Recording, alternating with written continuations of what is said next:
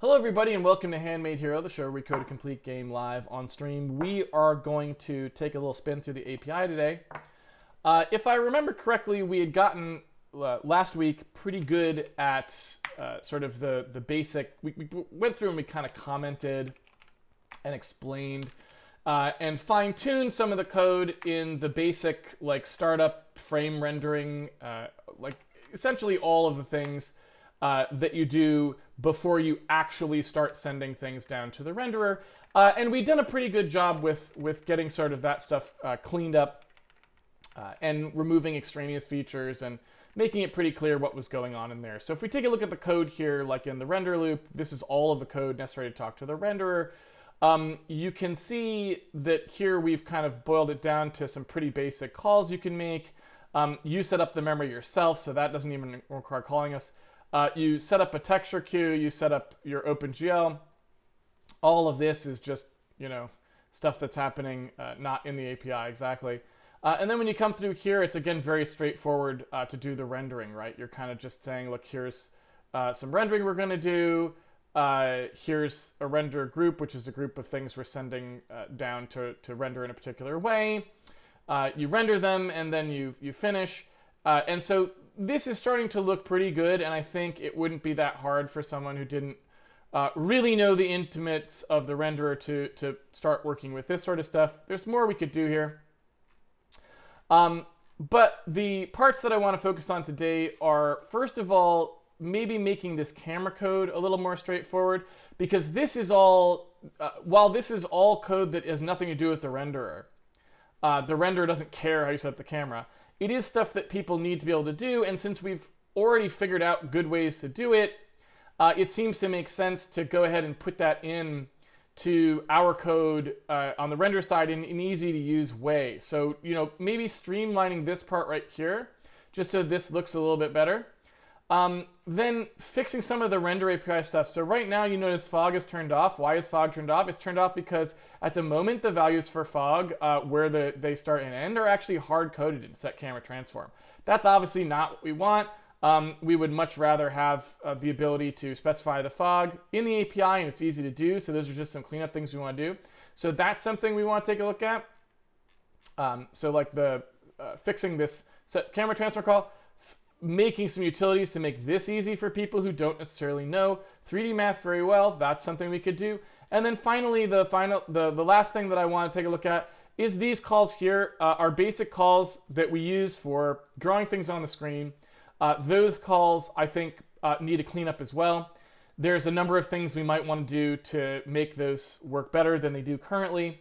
So there's just several things there that are just like API polish. That's all I really want to do today. And then tomorrow, I feel like, assuming we can get those worked into a reasonable state, tomorrow what I'd like to do is start on the sensible texture array stuff that allows us to get better frame rates.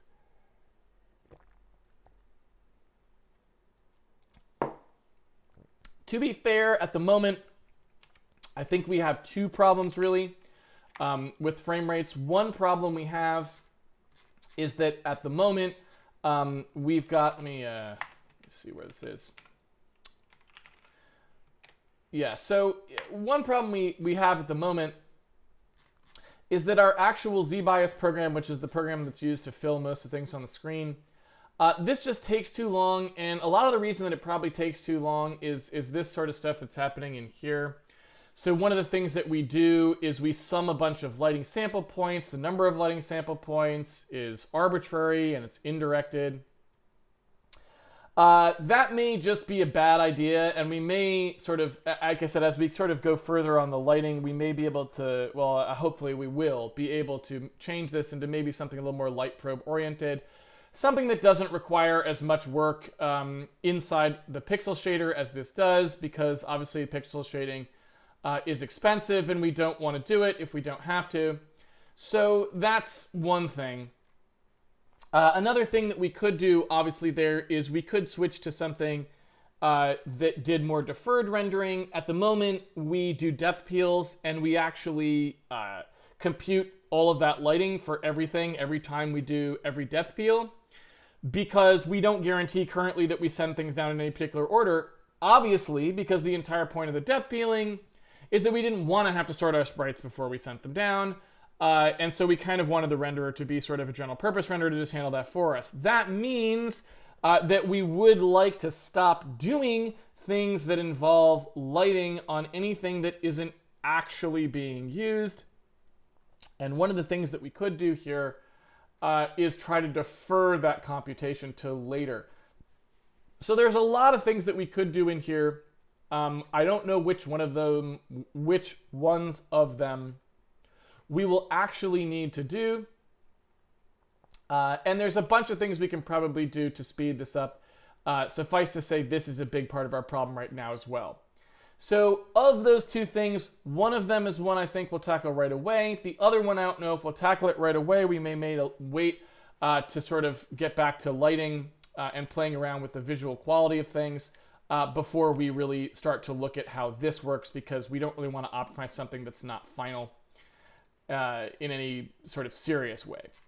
So this stuff right now is what I want to focus on today. So I'm going to go ahead and jump into it. Again, looking through this, this is pretty easy to understand, I think. These parts are pretty clean. This is, I think, pretty easy to understand how this works here. The only thing I would say is, you know, if we want to stop having these things be copied, we could make this be a buffer that we map and fill. If we wanted to do that, these should be allocated sort of behind, you know, in the renderer proper, right? And I don't really know to what extent we want to do that, where we want, you know, how we might want to push that kind of back into the system in a slightly different way. So that's worth noting, right? That's like something that it's not clear exactly how we want that to work. I would say that the push buffer size of 64 megabytes is now absolutely ridiculous. Because the push buffer itself does not store any data, you know, it doesn't store vertices or bitmaps. The actual size, even in a heavy usage scenario, is probably quite small. So for example, if I was to crank this cover index up to something fairly large, which slows our frame rate down considerably, right? And if we look at the resulting scene, oops, this is the wrong program. If we look at the resulting scene in the render test, you can see it running very slowly here. Again, there's two potential culprits here: texture changes and lighting computations on each individual pixel. We will look at why those are, but either way, it looks like texture changes is the problem mostly in this case, but that's a separate issue. So again, fixing that issue is one thing. But again, assuming that all that gets fixed and you're running at full speed, this is an awful lot of sprites to be sending down. And so if we look at how much memory is actually being used to send those sprites down in terms of the actual render group itself, we can do that pretty easily, right? If we stop here, the render commands will show us exactly how much has been used out of that push buffer. So you can see here the maximum push buffer size is 64 megabytes, right? The push buffer base is the start of that, and here's the push buffer data at, right? So by subtracting the push buffer data at from the push buffer base, I can see how many bytes we used in the push buffer itself. And there it is, a whopping 184 bytes. So you can see that that is kind of an absolutely absurd amount of memory to be allocating for something that ends up using 184 bytes. And again, the reason for that is simply because we were previously storing all of our data in there, and now we're not storing any of our data in there, and so it becomes something that is just sort of a legacy feature. This push buffer size could now be made much more succinct, and we could easily make it so that the push buffer is, say, 1 megabyte, and literally never have to think about it again. It's now almost entirely the texture and vertex arrays that are the issue here. These are the things that we are primarily worried about. And those are the things that we will need to actually make work, right? So these are the things that are memory allocation sort of specific. To that end, we could make this be a non-allocated thing. The way that we would do that is by making the push buffer actually reference into itself. So for example, if we wanted to, we could alleviate that burden on the user by recognizing that we're pretty much never going to blow out that part of things, and by making this just be a static array in here of some certain number, right? And so when this push buffer, for example, and another way to look at it would be, so if we look at what the renderer has in, just in terms of what the renderer can do, up at the top here, we can sort of see the different entries. We've got a textured quad entry, a full clear, a depth clear, and then a sort of set of peels. One of the things that we can say about this is that there's so few of these, we don't really need a lot of the stuff that we were doing before, where these things are actually sized relative to, let's put it this way. We could just get rid of this and actually just use like per frame based allocation to store these things as well, right? It just, all I'm trying to say here is that these are really, really simple now, and it's probably not worth us forcing the user to think about how many they're going to have. It's just not something that's super relevant. So one thing we could do is say, hey, yeah, like maybe we just say the, render entry or the push buffer here. We could just say that there's a 4K push buffer and that's it. And there's pretty much no chance of us ever blowing that out, right?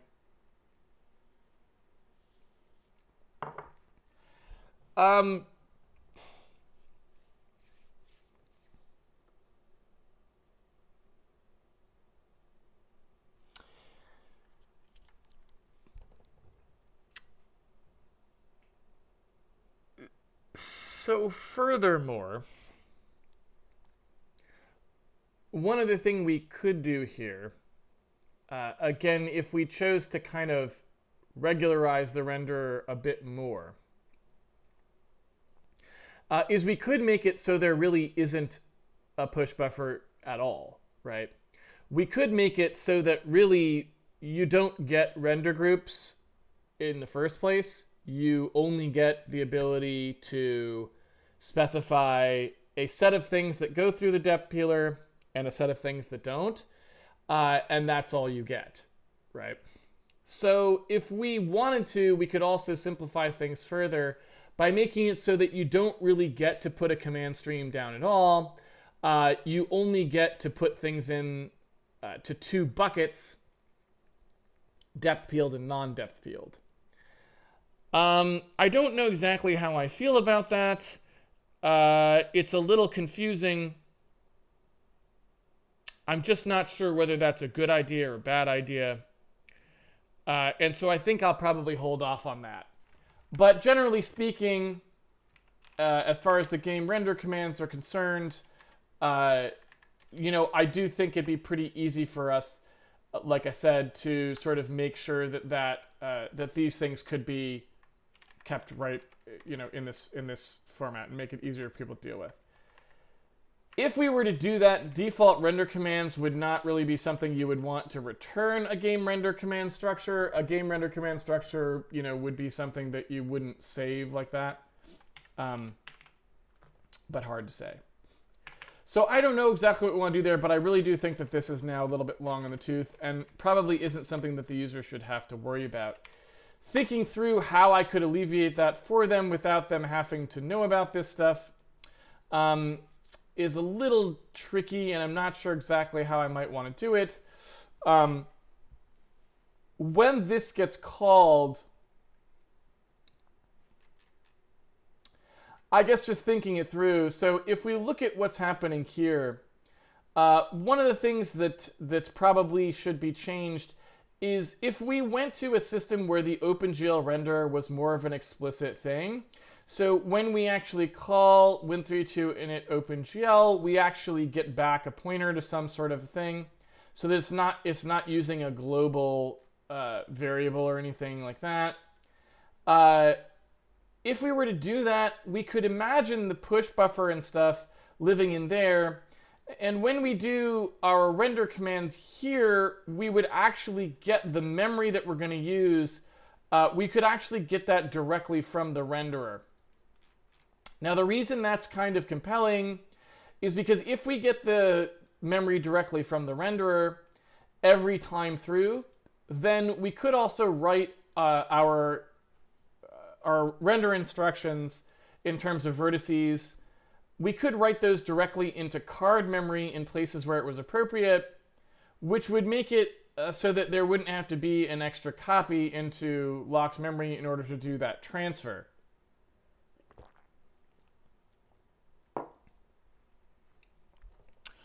I don't know to what extent, again, that really makes much of a difference for this amount of stuff that we're sending down. But, you know, not blowing a bunch of CPU time on the copy does seem potentially useful.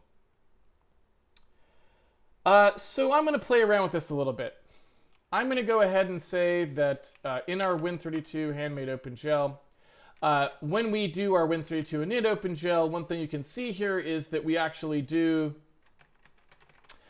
some allocation, essentially, of a renderer. The only difference is we chose to put it, allocation is the wrong word, initialization I should say.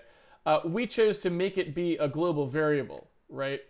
It's actually something that's defined globally. And so I think if we look at the, if we look at the OpenGL code here,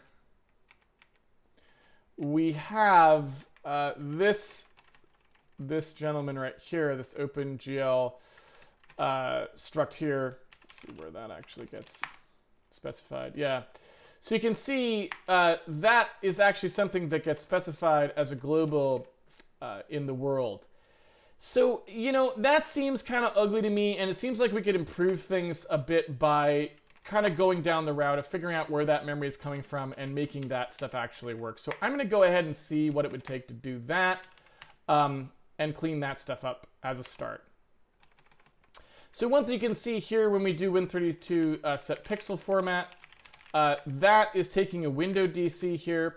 And one of the things that we would need that to do is have access to the OpenGL struct that it's looking, the sort of OpenGL structure that stores everything here. We would need that to be accessible to it. I'm just going to go ahead and push that through so that there's no longer a global and just everyone is passing it around. Again, it's a little bit of a pain, but it's not a huge deal, especially if we expect this thing to be working as sort of a generic API thing that people outside of Handmade Hero can use. It seems like a good thing to make sure we get right. So let's take a look here. Again, these are now just, most of this is just turning something that was static dot reference into something that actually has a valid pointer here. So what I'm assuming will happen here is we'll actually allocate this, right? So this is something that will do a platform allocation for us. Whether that'll be a Win32 version specifically or just a generic version, that I'm not sure, but we'll see. So this should crash immediately for us, so we'll remember to go back and do that. Right now, I just want to thread the OpenGL through it so that everyone has it properly, and we'll go from there.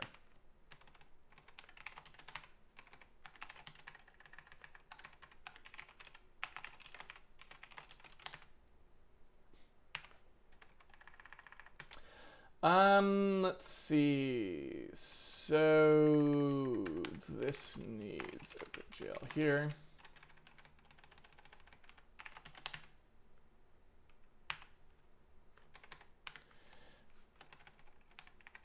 And most of these things all sort of are de facto. I mean, this is really what they should have looked like. It's just there's not a lot of reason for it. Meaning, it's when if you're not trying to sort of push things out to a sort of more generically applicable situation, there's not a lot of reason why you would need to. And generally speaking, you should not do things you don't need to do. For lack of a better way to say it, don't do things you don't need to do, because otherwise you're just wasting time.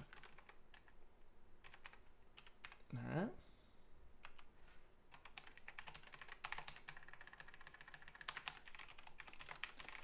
right. And so this is just kind of making this into something that is passed through to people who are using it. Don't ask me why we decided to put an underscore in there when we don't put an underscore in anywhere else. We'll just pretend we had a good reason for that.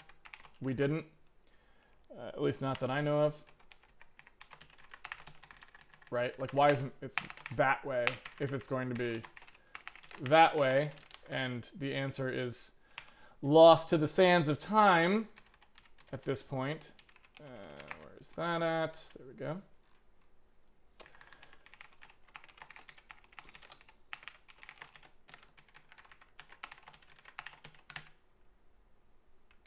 Okay. And the other thing that we could do here too is if we want to, right, this will allow us during that initialization phase, this will allow us to be a little bit more specific about what's going on there, and the user will be able to see, let me go ahead and do a search and replace on this. The user will be able to see more clearly where their stuff is coming from, which is good too. It'll be a little clearer to them sort of how that's working and when they need to actually pass the renderer handle around and so on.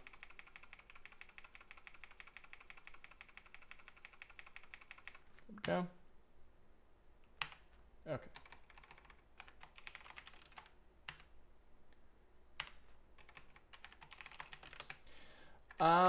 So yeah. This is just straightforward text transformation here. Oh.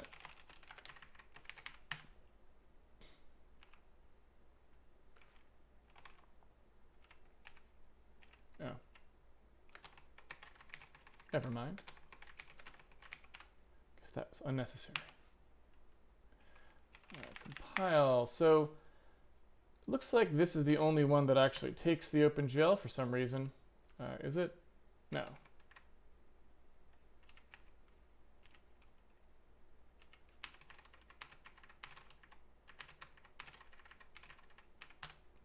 We also don't use multi-light down and multi-light up. So I feel like these should probably just get removed. I don't know why we would spend time maintaining them.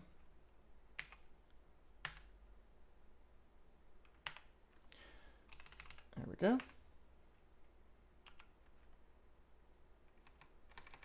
So these don't require that.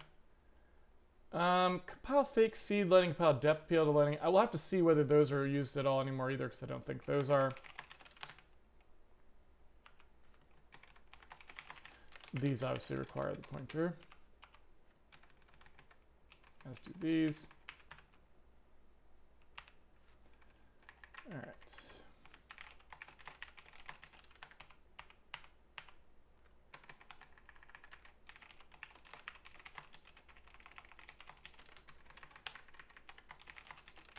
See how we're doing here.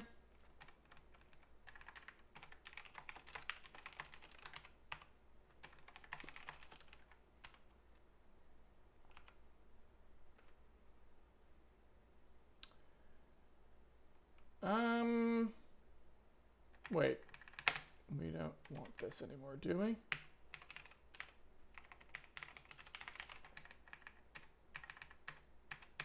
Yeah, we don't even want this. This is, again, just old lighting test stuff.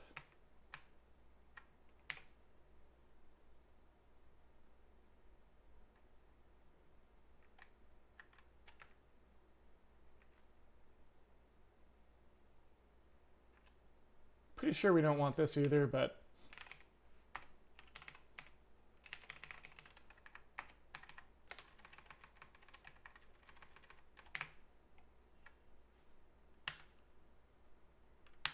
all right. I think that's good. All right, so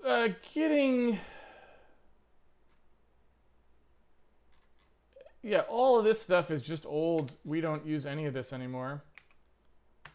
So that can all go.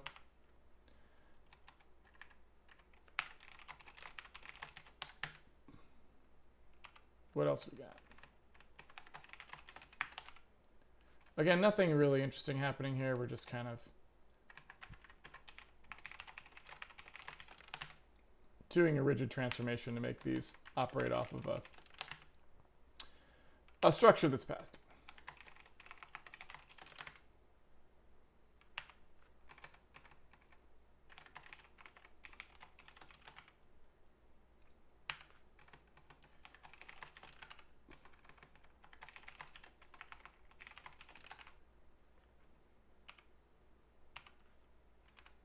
Let's see what else we got. Okay. Oops. If we actually get those weird intercaps right.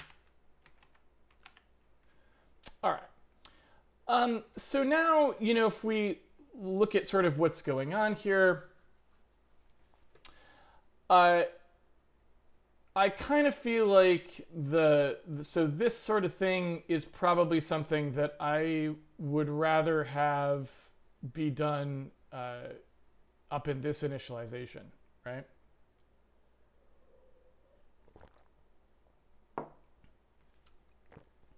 So this was sort of something that I hinted at before, but just again, simplifying this process of startup, we can do even further here. So in this Win32 and OpenGL, you can see we've got our OpenGL RC that comes back here. That OpenGL RC is never used anywhere. And so I think the easiest thing to do here would just be to say, look, this returns our OpenGL renderer. And then from then on, anywhere we want to use that, we can. But I don't think we want to do this way, because again, this is like really kind of reaching into that structure. We don't want the people who use this to have to understand that stuff. And so, like I said, I think we really want to change to be a little bit more conventional here, so that people can sort of understand, oh, I call this thing to initialize it, and then I get one back, and I just use that hand, you know, like a handle. So, you know, this is, I think, more what we want it to look like. And when you return that, and off you go. So I think that's what we want here. And I think we can go from there. So even just doing this, I feel like that was worth it. But we're going to be able to get a lot more out of it now, because we can now push that further and make that handle those allocations at the beginning, so those can get out of the way of the user as well. Okay, so let's see here.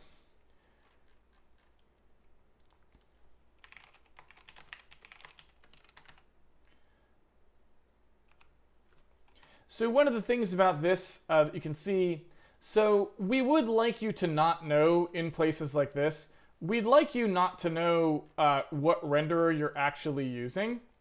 So one thing we could also choose to do here is make this handle be a little bit more opaque, right? So inside the renderer itself, we could sort of have the notion that you don't know what kind of renderer you got. And, you know, the fact that it's an OpenGL renderer just happens to be the fact that you called the initialization on OpenGL, right? So we could, if we wanted to, say, hey, look, there's just a thing called the renderer, and you're going to get one back, right? Whatever it is. And you don't necessarily know what kind it was if you're not the person who, like, literally called the thing initially. So, for example, in here, if we did something like this, Then when we come through and we're talking about OpenGL everywhere, what we'd really want to do is talk about the renderer everywhere. And the reason I'm doing this is because let's suppose we wanted to switch to using something else, like Direct3D. We don't want everyone in our code here to be passing around a thing that they know to be OpenGL and that they use in a way that's specific to the way you would use OpenGL, right? That's not what we would want at all. And so in order to sort of make that, in order to simplify that quite a bit,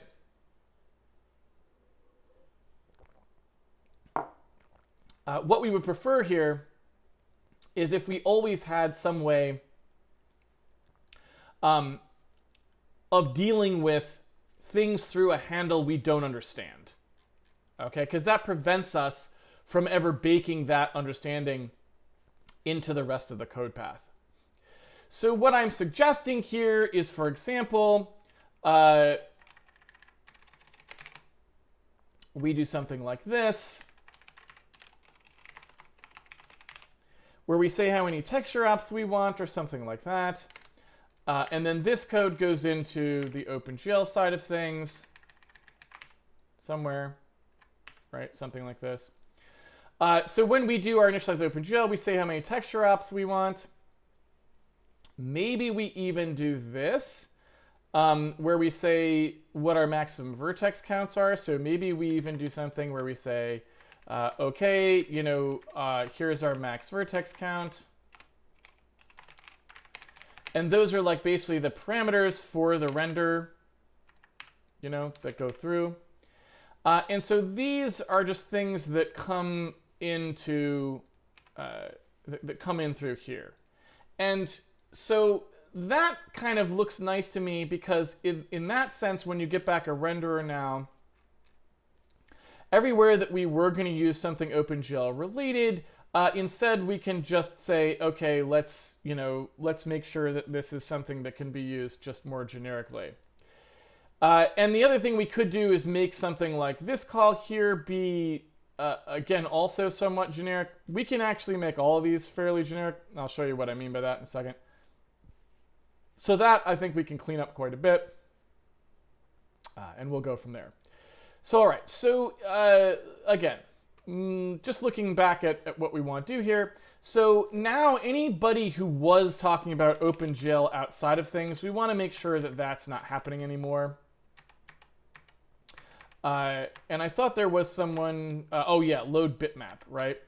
So again, load bitmap here, you can see is something that needs to send down a texture. I, again, don't want to make that be something that this thinks is specifically OpenGL. So what I want to do is I want to say something like add texture op, or basically queue texture op. And so what you would do is you would say, here is the texture operation that I want to do. And then, you know, if we do want to make sure that that happens immediately, we can, right?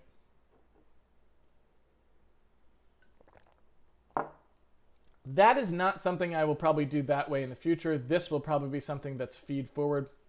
So we should be able to get rid of this call in the future. I can put a note to that effect. To do this call could be removed once result texture is feed forward instead of reported back. So that's something that we want to improve a little bit separately, but again, that's for tomorrow, not something I'm going to consider today. So the platform renderer gets passed into load bitmap here. Platform renderer, and that's something that, again, we just count on having been supplied to us. And so everywhere that we have a load BMP call,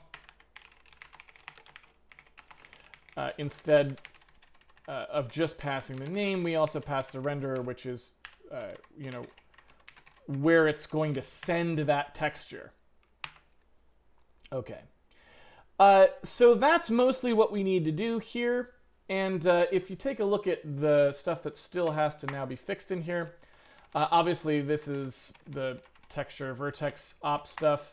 The init scene just has to take that renderer.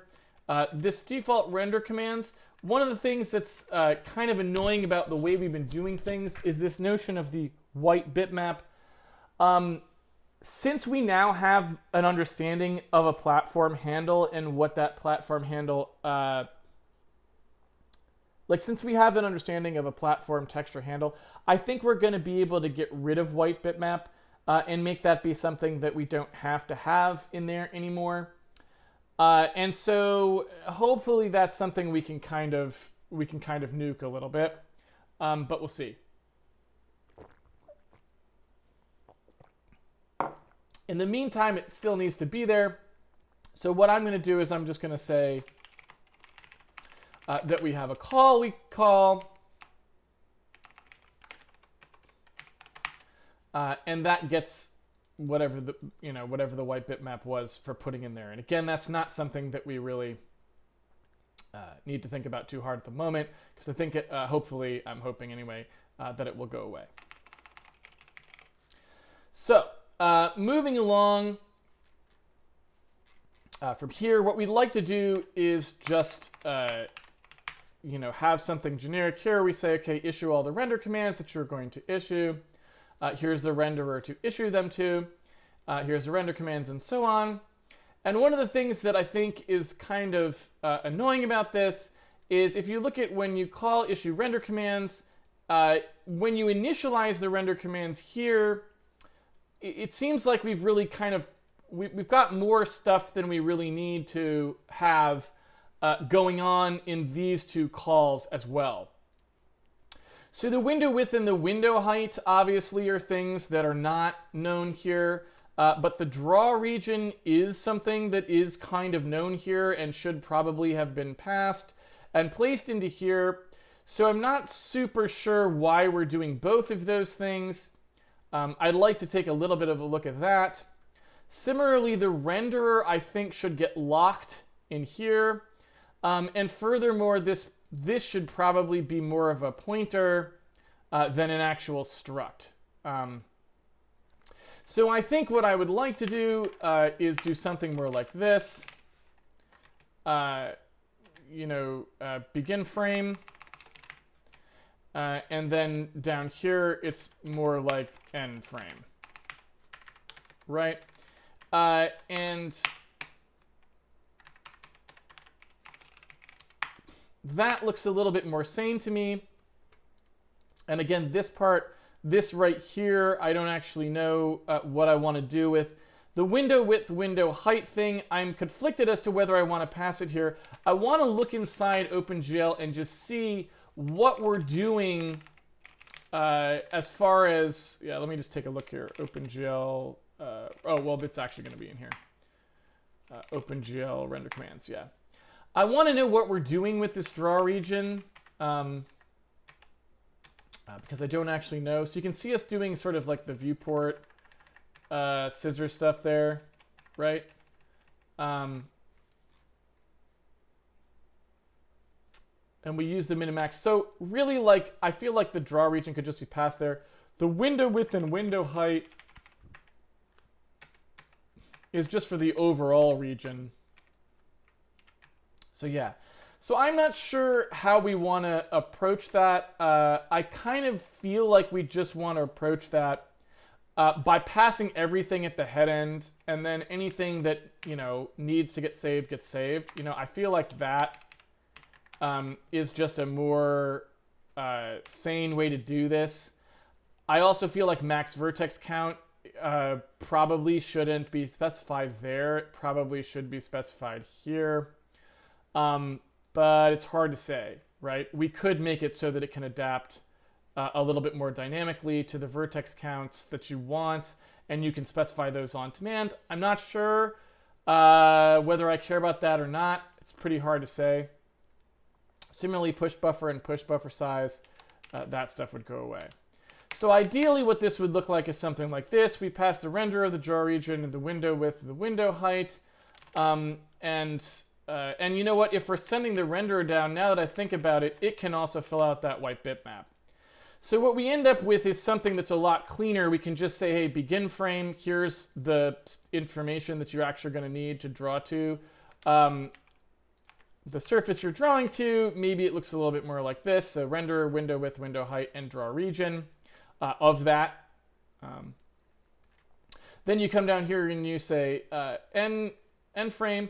This game render commands. This is really like, the frame. And we could call this like a, game render frame. I don't know if we want to actually go that far or not, but, it could happen.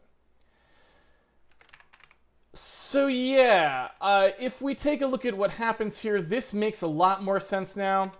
So you can just see it flows really nicely through this whole system and looks pretty good. As far as the swap buffers call on the Opengl DC, I think that still wants to be on the outside because it's very platform specific in that sense. So I think this all looks relatively good to me. And so, this begin frame and end frame call, these are sort of virtualized in the sense that they are going to call different things depending on which renderer you were using. But I think other than that, it's pretty straightforward.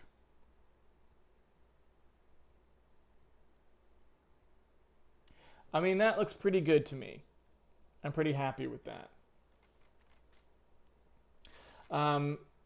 So let's go ahead and take a look at what we would have to do to implement something like this. You can see here we call something specific when we actually want to execute this particular,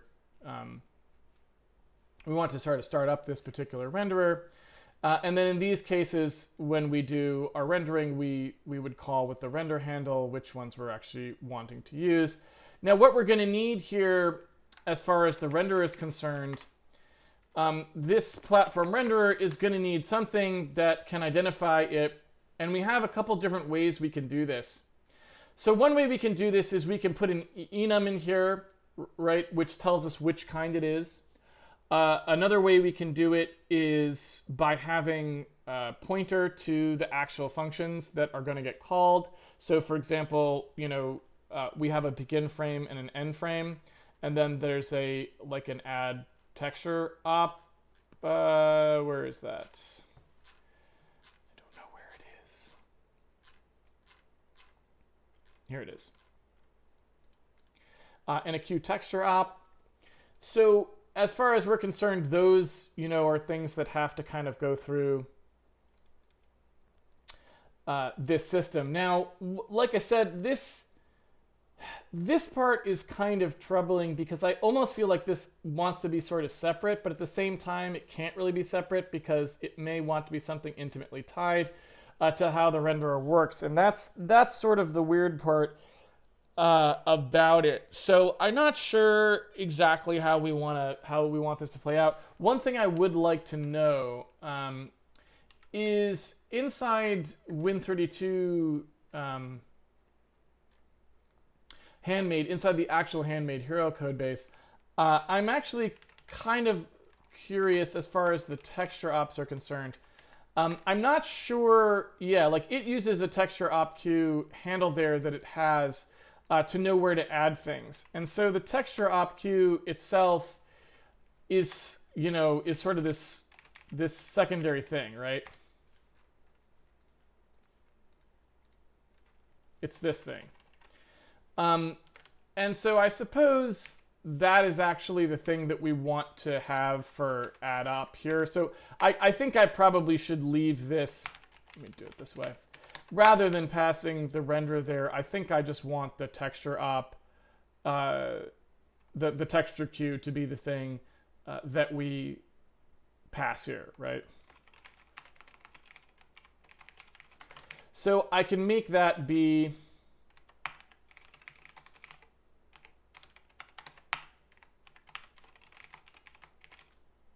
like so. And the problem that we're going to have, again, is just that, until someone actually calls this, all of these pointers are not, all of these like result textures are not valid. Now, I really don't like that. So I think, one thing I might do is say this. Instead of that, maybe we do this. And that way, the result itself, I guess I could say texture handle. That way, the result itself can get written back later. So something like this. I don't know where cube texture is. Yeah, right there. So maybe that is a better way to do this. That way, when we're loading bitmaps here, we can just do one update to the textures, and they'll get loaded into their correct locations, right? I guess this might be one way to do it. And again, this is mostly just because I don't really even want this behavior. I don't like it. It's not good. I don't really want these things to be involved in the process at all. What I wanted was just to have it so that they are passed forward. Like you just pass a number forward, 0, 1, 2, 3, or whatever, and off you go. So that's kind of a separate issue altogether, but that's neither here nor there. So I want to try and make it so that this thing is the least dependent on that as I can. Just because I don't even want that.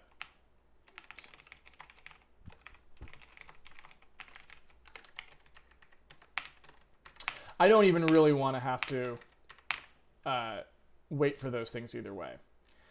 But anyway, when we do init test scene here, so if we pass the renderer down, the thing is, so when we're actually doing this, again, that texture op queue thing is something we would need to be able to get back the knowledge of where the texture queue was, right? So we need a thing here where we can get a texture op queue. I always call it the wrong thing. It's called a renderer texture queue. I don't know why I call it texture op queue. We could just call it texture queue.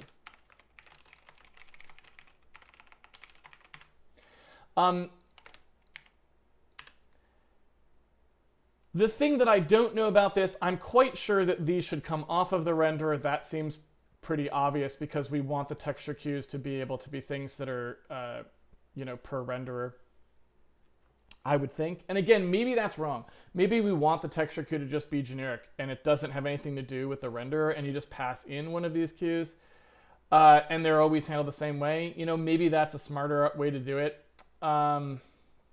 It's really a tough call. I'm just not sure. And so I could see, I could see that being just a better thing. And if we did it that way, it would just look like this.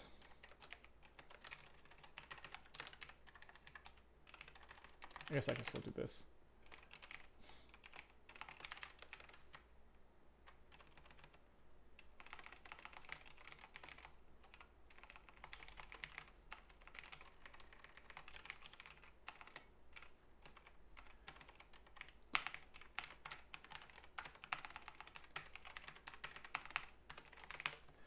So if we did something like this, we'd say, okay, we can allocate a texture queue from the renderer. And maybe that's the sort of thing that we then say, when we do texture management, we would say on every frame when we wanted to do that. We could say something like,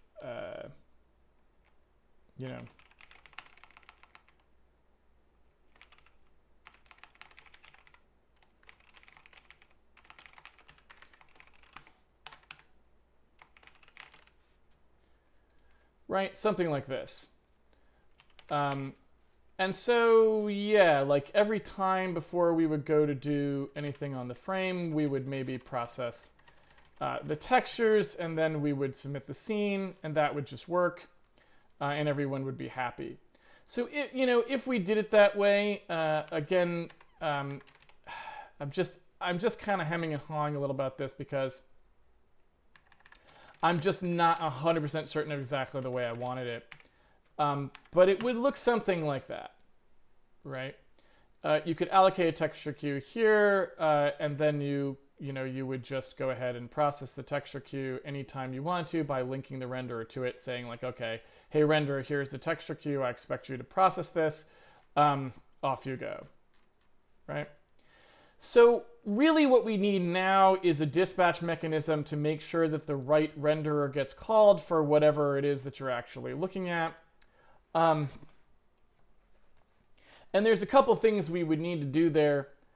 But really you can sort of see immediately what those calls are. So allocate texture queue will work the same no matter who you are. And so if I look at the renderer itself, I believe we stuck those in here somewhere. Yeah, so init texture queue, right? And so this just kind of wants to be something that, I'm going to put that in here for now. It doesn't need to be out there. I don't know where, I don't know if these need to be out here or not, but either way. So just looking at these, this needs to be something that gets called once the thing is allocated. And so allocate texture queue would just be something that's in the Win32 part of the renderer because it's an allocation-based thing. And so, we would have in Handmade code something that's like Win32 just renderer, right? .cpp, which is the startup code for Windowsy renderer sorts of things. And the allocate texture queue code would have to live in there. Again, because it is specific in that sense, right? Now, it wouldn't necessarily have to be. It could be that you just need some kind of a callback to handle memory allocation. I mean, just to be a little bit more specific about how that would look. So suppose we actually did a thing that just said allocate texture queue, and you do it like this, right?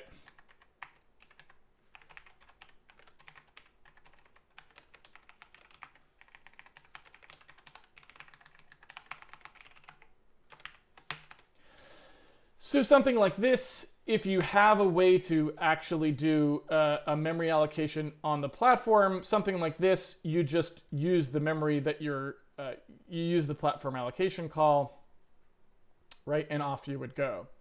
And again, I'm just not sure how that wants to look. It's a little bit of an open question. Again, without knowing like how the person is integrating this in, it's a little bit difficult to say.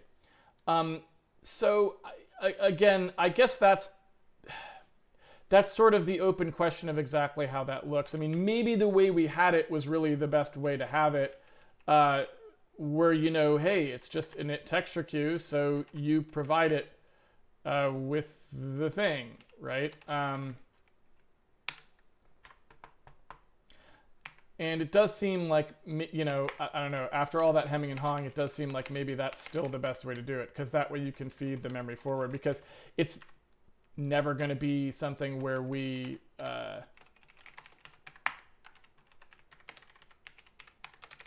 actually care how much there is when through to allocate memory.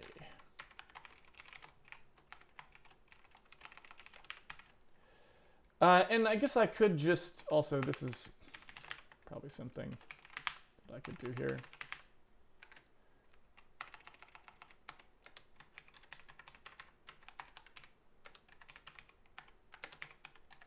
So I could just say, all right, however many of these I want, times the size of a texture op.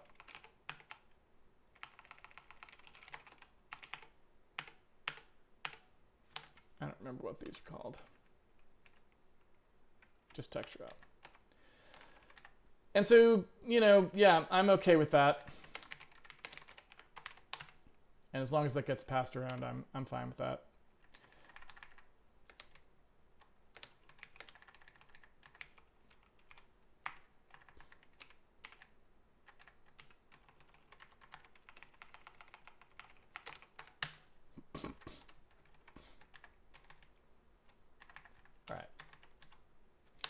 So that part I think survives scrutiny. The only thing we might want to do is have a thing in here where we say what the size is that we wanted, rather than do this multiply ourselves. That's the only thing that looks a little bit wonky.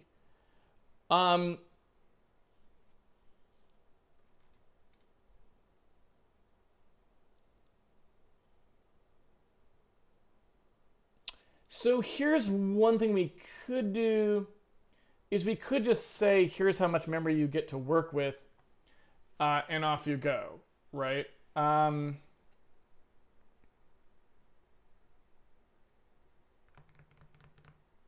That's kind of a little bit more interesting, potentially.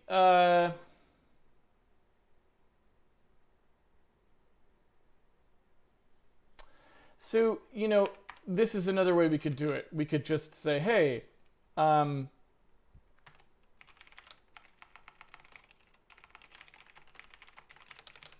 we could say this.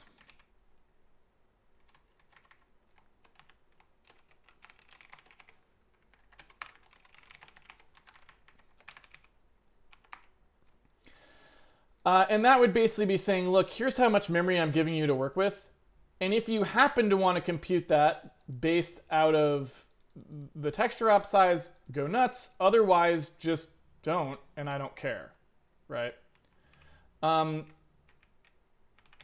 that seems pretty reasonable to me, and that prevents you from having a mistake where you're passing the, like, as long as you just can pass the size that you allocated, you're fine, right? So it's just like, init a queue, use this memory, please. Right? That seems totally reasonable to me.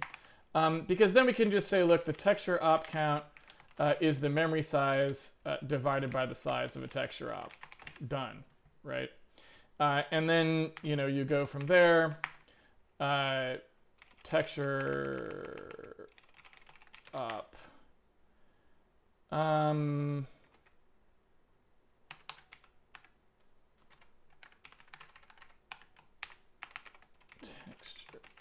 Up.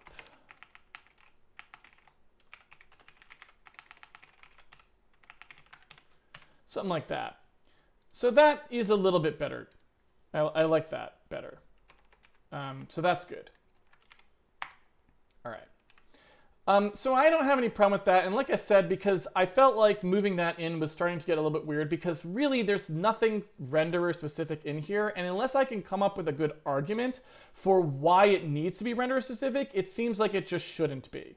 And so at that point, we just say, look, this is the memory that we're going to use for this. Again, we could do it this way or we could do it the other way. That's not really the point here. Either way, we pass the memory to a thing and we init the texture queue and it goes from there, right? So that seems good to me. This seems good to me now. Again, the max vertex count, I'm not sure that's a good way to parameterize this. I think what we'd rather do, because it's a sprite renderer, just say max sprite count. Max sprite count is going to be, you know, for each one of these things, we're going to need probably like roughly 6 vertices. I don't know. I'm going to go ahead and say that the max, not sprite count, you know, maybe our max sprite count is something like this. If I wanted to just, I mean, this right here is that, and this right here is that, right? So I guess I could just say this is that. That's how many sprites we would be at maximum pushing down per frame, which is a heck of a lot of sprites. I don't know if we really want that many sprites. Let's say we're going to push that many sprites down. We'll see how that is. So this will be our max sprite count, or another way to say that might be our max quad count. Because that's a little clearer since cubes occupy a couple different ones of those.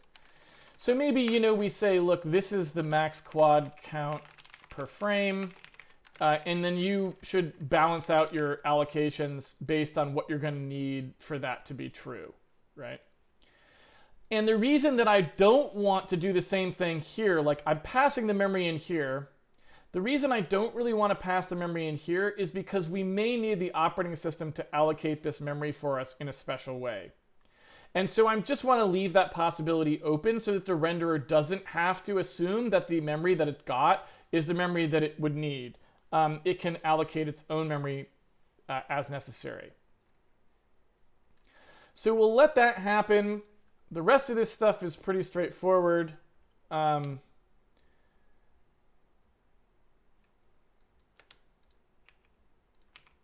going to change the order of these things slightly. Oops.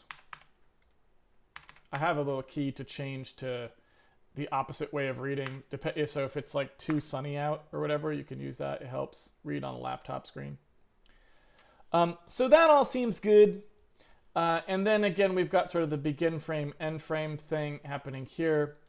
And that is pretty much what we have to now go improve. Because this should be pretty simple to improve, or this should be pretty simple to make fall in line, but the other one's probably not so much. All right. So in here, when we do our Win32 init OpenGL, let's just do the simplest possible thing at first. We know that we're going to be getting a max quad count value in here. And so what I want to do is just let that flow through here. This allocation stuff here, we know we're on Win32. So I probably want to just do a straightforward plat allocate here. So I just want to do like a virtual alloc. And in order to get this memory, like I said, we kind of want to do, we might want to do some more specific things here. Now, since we know that the OpenGL part of things right here is going to be a virtual alloc call, excuse me. Again, that allows me to do, I can make stuff like the push buffer just be directly bound in here. That's not going to be there anymore. So what I want to do here is just say, all right, there's going to be, let's just say, a push buffer memory thing here, and that can be 64K if I want to. And that way, that's not going to be a separate allocation. Then through here, I'm going to first start out, I'll do a virtual alloc, or I can do a Win32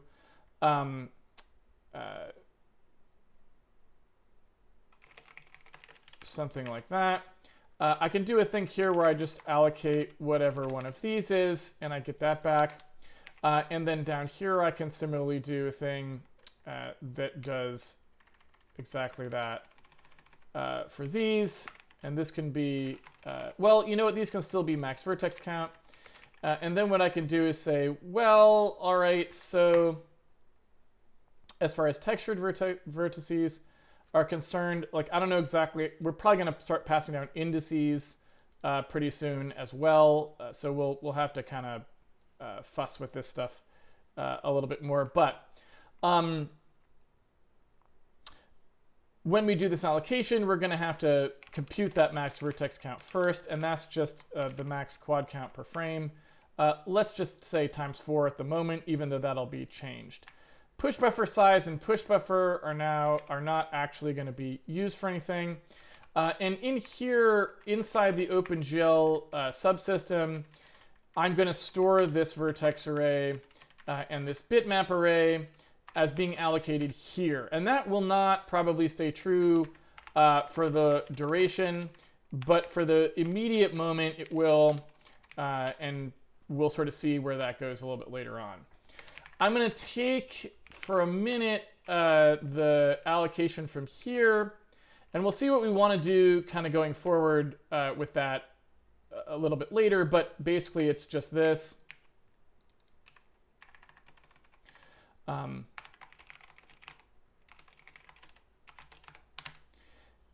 And we'll kind of let that ride for now.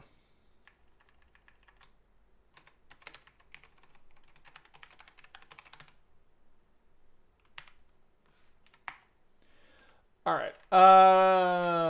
Don't know why there's an Y on the end of that. Okay. So when we go to OpenGL Manage Textures now, that's actually not what that's going to be. It's going to yes, you will get the renderer here. But you'll also get the texture opq.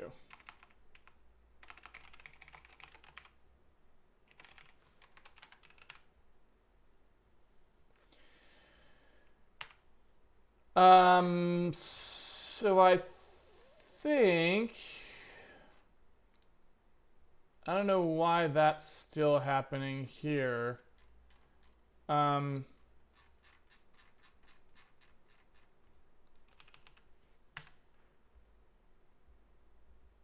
not sure. Maybe we do want to have that automatic.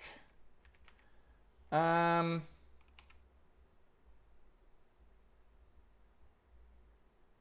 don't think we do. So I'm going to not make that be automatic. So I think we're okay with that, yeah.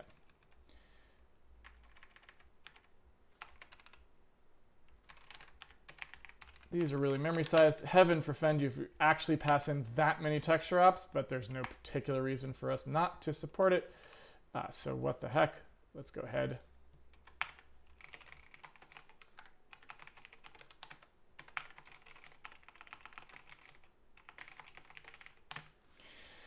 And the only other thing I want to do real quick before I forget is in Win32 Handmade, I don't know that we ever call manage textures, and we kind of want to make sure we do. So we do, actually there, so that's okay. But so we have to actually change that to make sure that we are calling that at a reasonable time, right?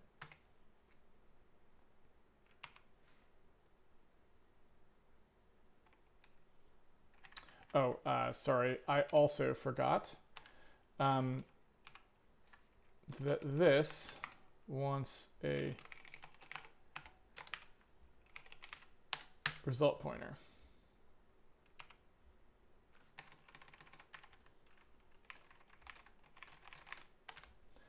Okay. So now we just have to do sort of the, for lack of a better term, the insulation layer, like the thing that makes it so that you're not dealing directly with the OpenGL handle. Let me see, let me just get rid of any other warnings we have here. So this actually wants that texture queue.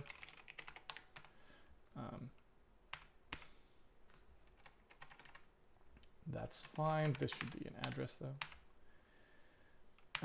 That's fine and that's fine. What is the problem here? Load BMP. Ah, yes. There we go. And now I think we're down to only the things that I actually want to fix, right? So we have to make that return a renderer, et cetera, et cetera. All right. So now we're in a position where we have to actually decide how we want to make this thing be abstracted. And you've got lots of options in C++, and they're all lousy, which is unfortunate. So one thing you can do is you can go the regular C++ virtual function call route, and you can go ahead and, where is the render here? Yeah. And you can go ahead and do something, you know, like this, where you say, okay, we've got like a begin frame call, and it's virtual on the platform renderer, and then like, you know, the OpenGL renderer is something that like inherits from one of those, right? And what that does is that essentially, what that does is it implements the following thing. Like, just so you know, this is not magic.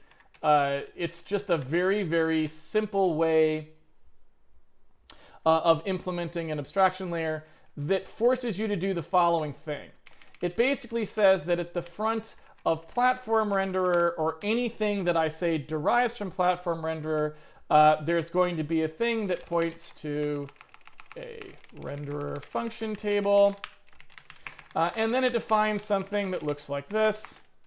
And that something has like the begin frame function. It's got the end frame function, right? And that is literally all it does. And then what it does for you is if you have a platform renderer in a piece of code, something that looks like this, and then you do begin frame like that, all it does is rewrite everywhere that you did that to look like this.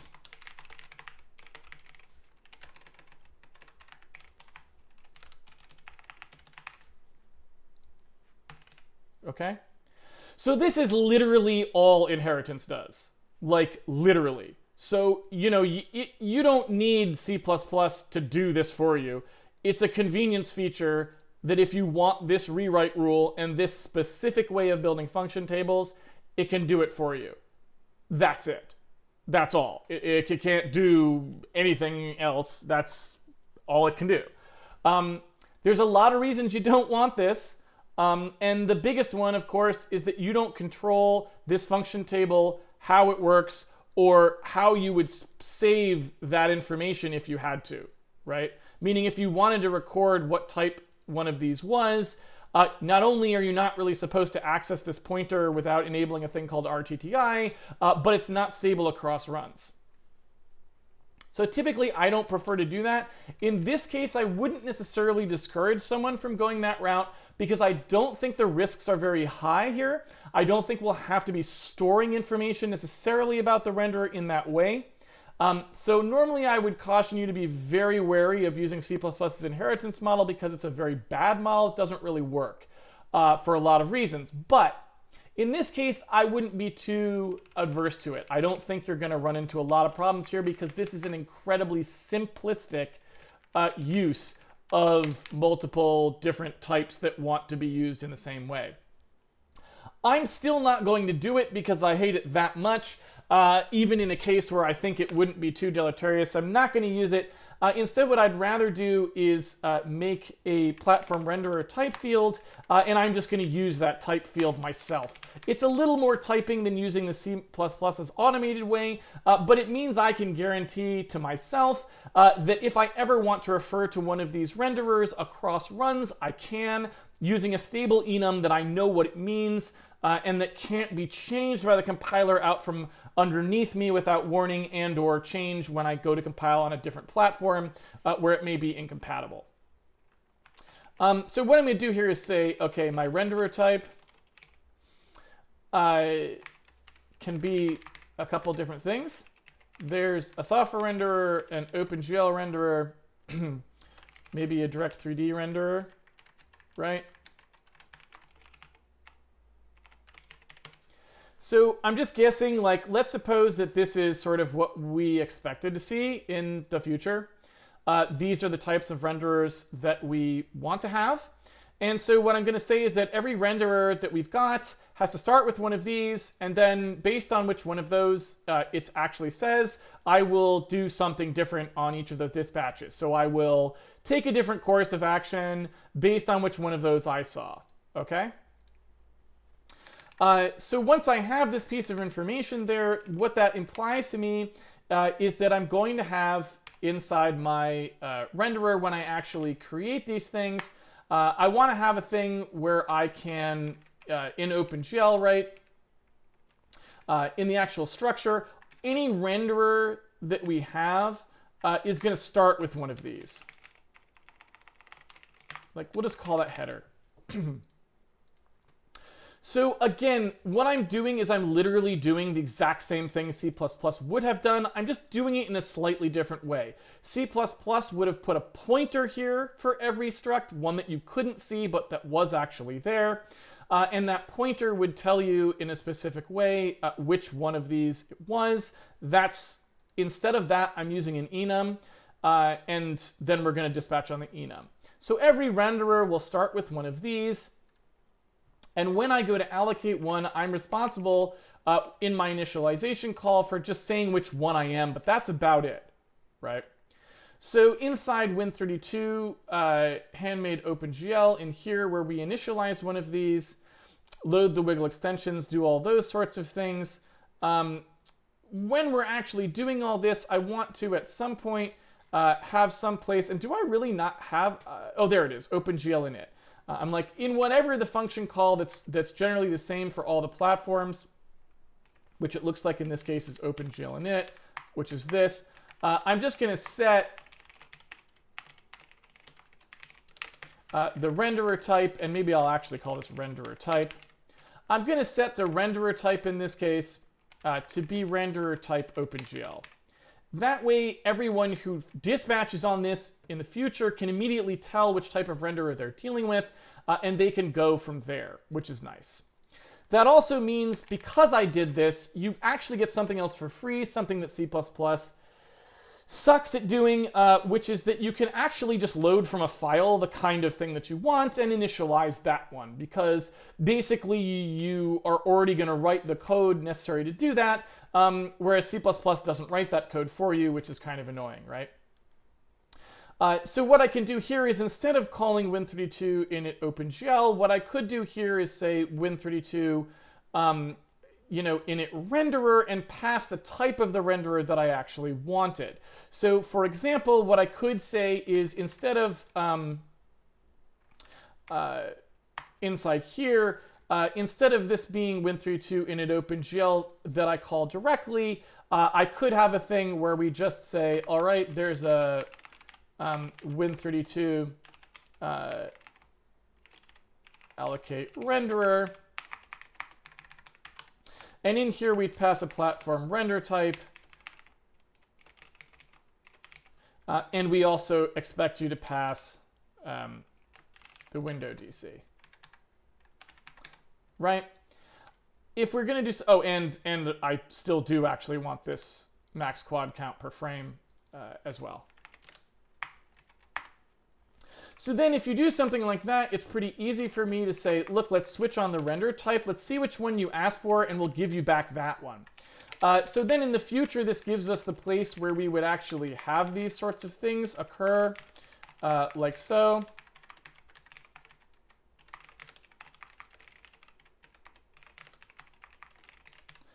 Now, in general, one can assume that something like metal is not going to happen, right? This, by the way, returns the platform renderer.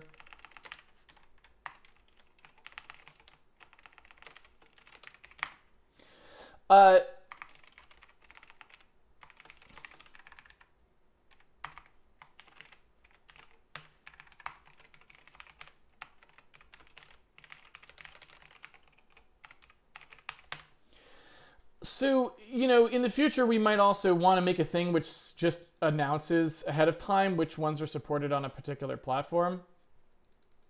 I'm not sure how we would necessarily want to do that. But, something like this. And then these aren't ready yet, but this one is.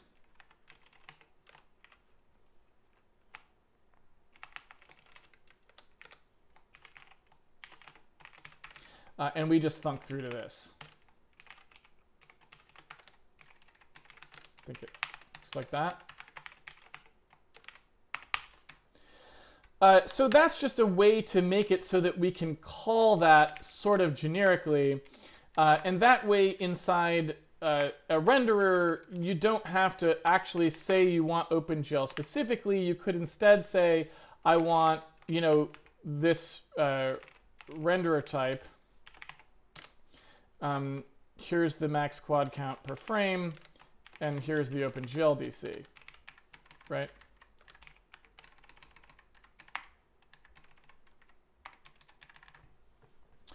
And that way, this could actually be something that's parametric. It could be passed on the command line. It could be something that you switch at runtime in a dialog box.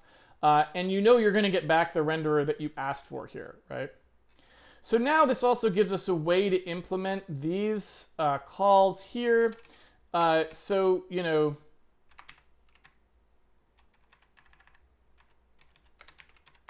These are the calls we're actually dealing with.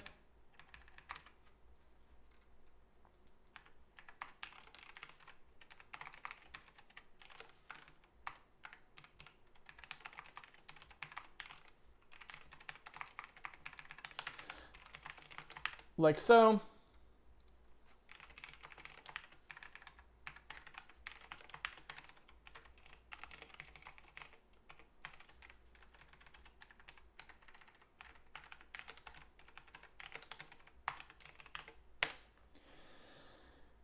And so each of these now has the ability to do a switch to figure out which one it's going to use, right? Now, one of the interesting things about this is you can actually also, because you have a switch statement, you can do some things that you couldn't otherwise have done, such as amortize like code across that jump. So for example, inside process texture queue, if we wanted to, we could actually do the dequeue first, then do the dispatch after the dequeue, and that would just work, right? So there's other stuff we could choose to do in here if we wanted to, and it just depends on whether we actually do want to or not. Now, as far as the game render commands are concerned, I think these are just going to mostly be straight dispatches. So for the moment, I'm not going to do anything fancy. I'm literally just going to do a thing here where we do our switch. We know that these are the only ones that we're going to be handling on Windows. And right now, we also know that it's always going to look like that because you're pretty much going to always...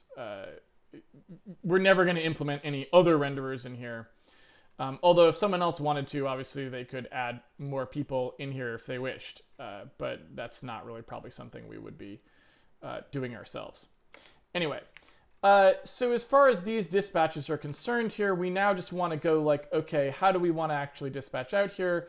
Again, these are just ones that we're not going to deal with. So for right now, we're just going to call things exactly the way we were calling them, which may not be the thing that we want to do eventually. But it's something that we'll do for the moment, just to keep the current process correct. So anyway, there we go. So this will dispatch off to our Opengl manage textures call, which again, you can kind of see the way that it works. I almost want to put the switch statement inside the dequeue part, because once you dequeue, really it's simpler to just have a single call implemented at the render layer, so it doesn't have to do it this way. And this is a pretty expensive thing to do, so I don't know to what extent we really want to... I'm thinking this might be a little bit... this might be changed a little bit from the way that it's currently being done, but, you know, we'll see. So as far as end frame is concerned, we know that all that does is it just calls this. It's going to use, oops. Well, actually, to be honest, I think it probably should just dispatch directly and just call frame. And so this, in the future, this Opengl render commands, I think that really should just take game render commands like so. And this should be commands renderer. And while we're at it, we can assert that the type of the renderer is the one that we think it should be. Just in case somebody really screwed up and for some reason is passing around completely bogus handles, which we don't want them to do. It would be kind of weird if they did, but, you know, who knows.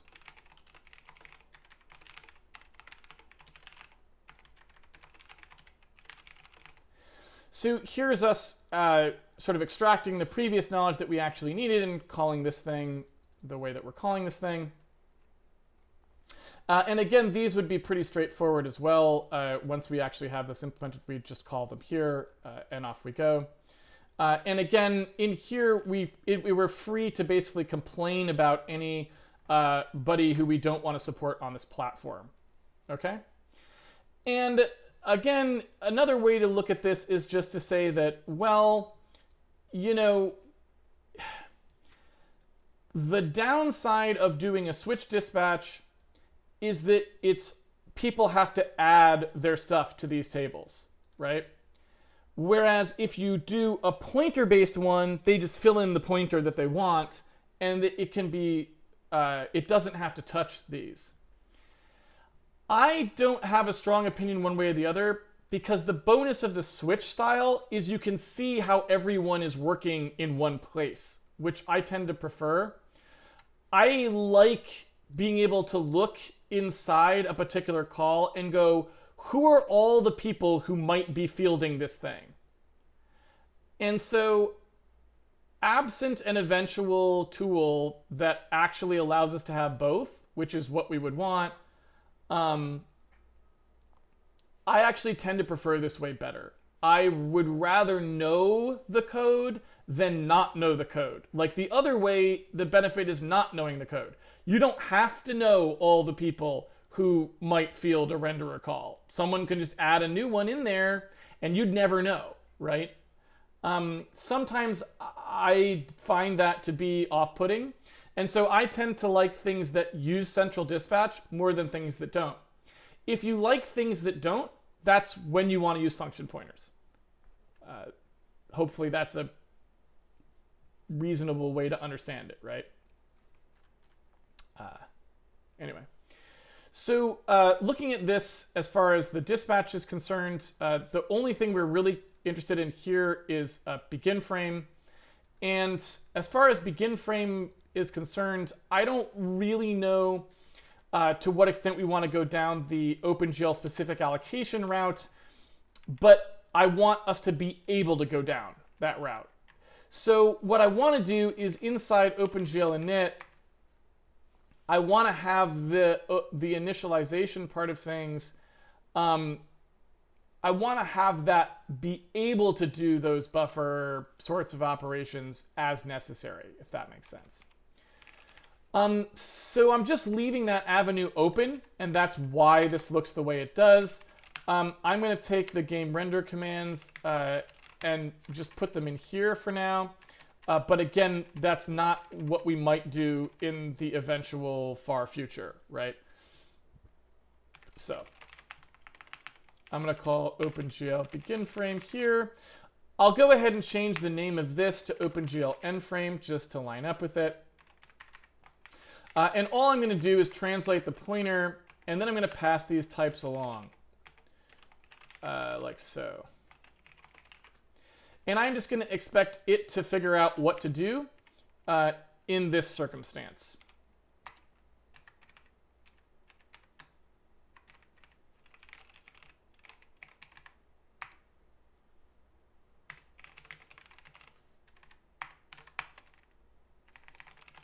There we go.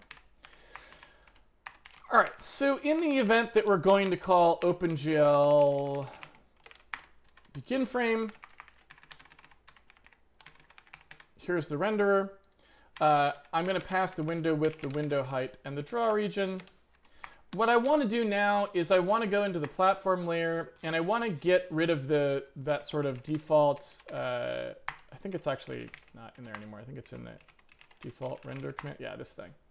I want this to go away, and I'm going to put this in here, and probably I will do a little bit more work than just that as well.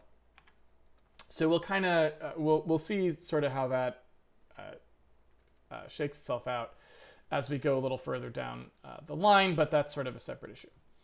All right, so in here, when we actually do a begin frame, we're going to set this stuff up here. And we're probably going to have some more work to do with how we want this to be set up in general. But what I'm going to do here is this stuff is all known, right? So inside the OpenGL renderer, we know like this is our white bitmap is known.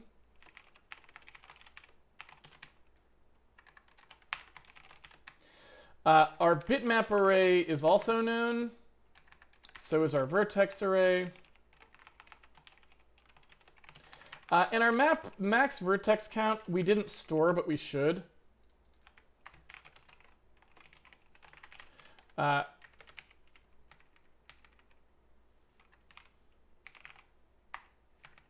When we actually initialize this stuff.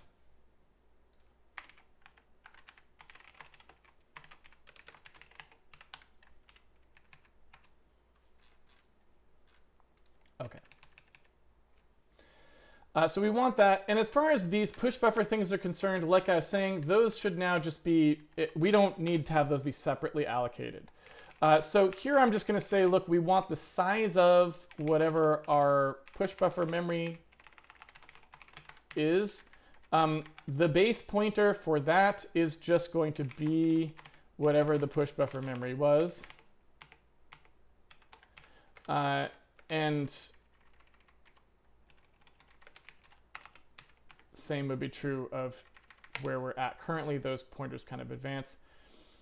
This is all fine, but not exactly what I want in this case. So these widths and heights are based on this draw region that's passed in. And the window is not, the window width and height is really just something that is used later on that doesn't actually have to be observed much. As far as the, let me switch back to the renderer thing here. It doesn't really have to be observed much as far as anyone else is concerned. So it's not a setting. The settings, these two are settings because they affect how big our backing textures are. So those are important settings-wise. But the rest of it really isn't an issue. So what I'm going to do here is make a few changes. To start with, what I'm going to do is say, all right, the draw region is an actual parameter that just gets saved in here, as is the window width and the window height. So the game render commands will keep that information with them as a direct setting. So the commands, and this is going to be an arrow in a second here. The commands will save directly what those are for future reference, but then it will also, and let me go ahead and change these to arrows here, because remember, we're actually just going to use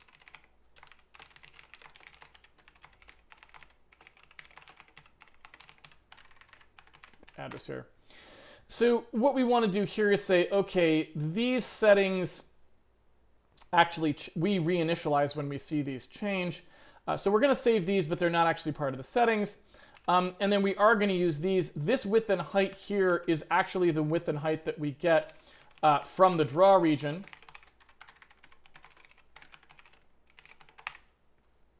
So those come in here.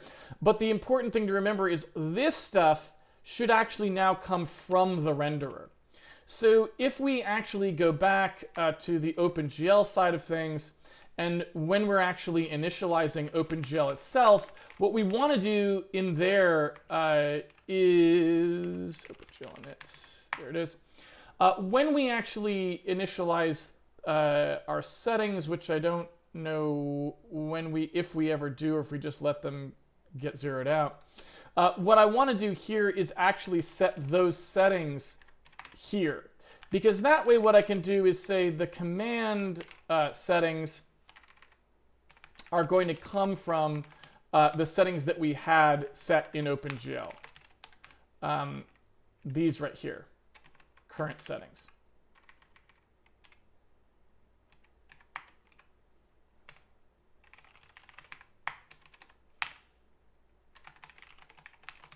So that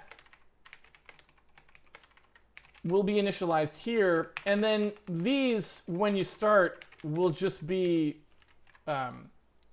these game render commands will just be initialized from whatever the render was currently using. You know what I'm saying? Because that's what I actually want that to come from. So the current settings is what the settings will be, but then they immediately get overwritten by the draw region because we know that that gets updated every frame.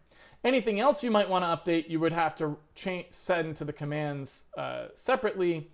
And we could, now that we have a more official rendering API, we could take these out of here and actually put them into a separate call you make, but I don't really think I want to do that because it seems like a totally reasonable place to bundle them up and put them here. So I'm going to just leave that the way it is. Okay. So renderer. So as far as this dispatch is concerned, it really doesn't do anything right now, and that's just because we don't have other renderers at the moment. That's just, you know, that's just the way it is. OpenGL managed textures, begin frame and end frame, I guess are not actually defined in these yet, why is that? Oh, it's because these are kind of in a weird order, which is a little bit bizarre, but that's fine. So I'll just go ahead and define these.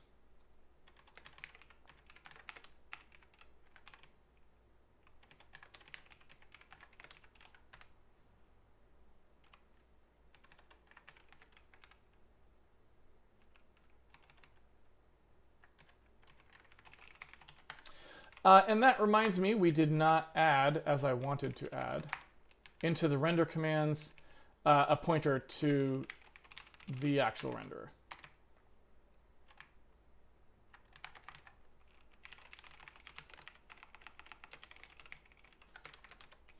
Now, we don't really have to do that. And maybe the argument is we shouldn't. I mean, when we look at it, it's like, do we really need that in there? Because we could just do this. Right? And maybe that's better, because why not? Hard to say. I'm not sure I have a strong opinion about that either way. But I mean, I can see an argument for it either way.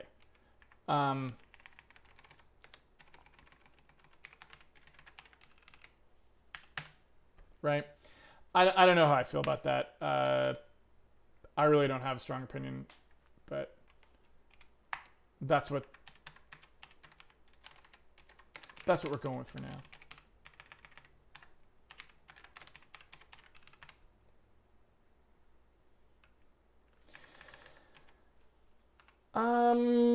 What did you say? You needed a renderer. We can provide one of those to you. All right. So just to walk through that, my OpenGL init here had its definition changed.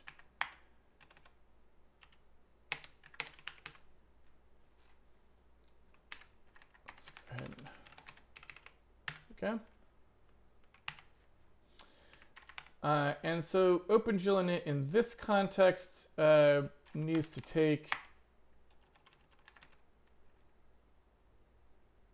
the OpenGL pointer itself, and I think everything else is right. Yeah. So I think that's basically it. Let's just go through and debug. And then we'll just do a quick little check to make sure our API is what we want. Oh, that's not debugging. That is not what I meant to do at all. Although I guess we've got a good bug there, so let me just go ahead and do it. So we're not resetting our vertex count, it looks like. So I think I just forgot to zero out that structure. Let me just do that first, and then we'll step through. I want to step through. I just figured since there was an obvious bug, we might as well do it.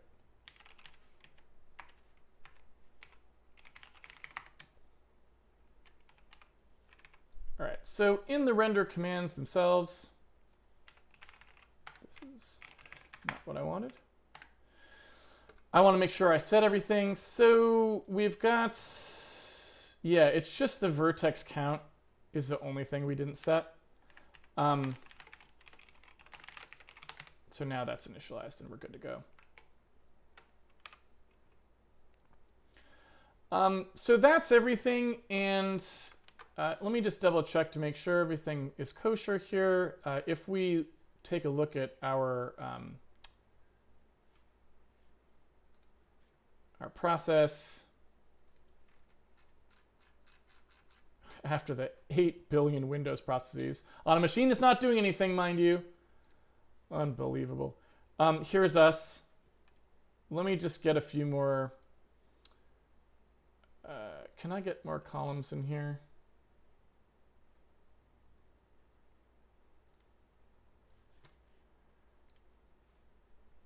How do I get, there we go. Like, how do I get something I actually find useful.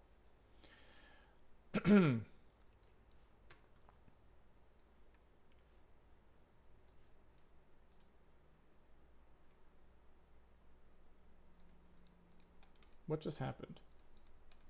I can't click on anything. I have no idea what is going on. All right. So let me sort by image name here just so I can find us. There's our renderer.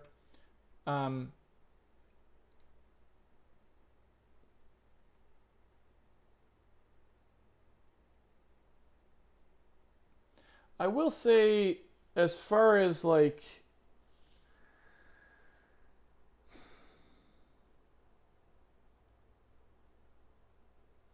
as far as commit is concerned there, it's quite large. Is that actually us? Did we actually allocate that much?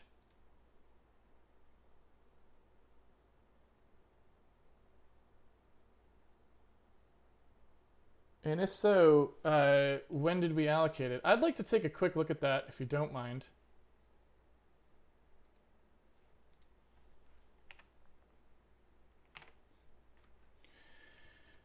So let's take a look here. I'm going to force this to be on top, assuming it still has that feature. Of course it doesn't. Well.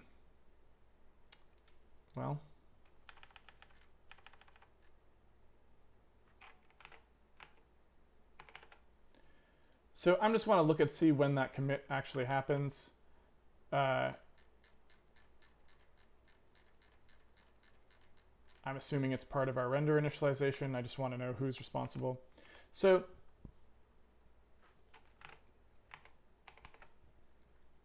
here's our commit charge currently. So if you look at how much is committed there, that's 23 megabytes, if I'm reading this correctly, right? Because this is in kilobytes already. So this is 23 megabytes committed. I don't actually know why, because if you actually look at what we've done here, it's almost nothing. So who actually committed the 23 megabytes? I guess that's just what it costs to open a single window with nothing in it, because we haven't done anything, or unless the C runtime library maybe did something, I don't know. Anyway, not great. Let's take a look at this allocation here. Again, doesn't affect us much in terms of our commit charge. I'm going to go ahead and step over the render allocation and see what happens there. I'm assuming that's where a lot of that comes from. Well, you know, it's a fair bit of allocation, but more in line with what I would have expected. Right? So, because we allocate sizable, very large buffers for streaming vertices. So 132 megabytes is not what I would like to see there, but we should go check, but I could buy that. So I don't know if our test scene, it might be our test scene. I don't know how much space we store in how much we store in there, but we'll see. So when we load these textures in, I'm assuming those don't really do much. Yeah.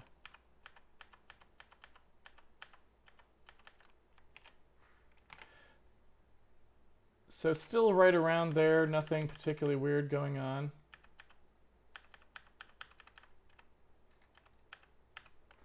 So now I'm going to call begin frame.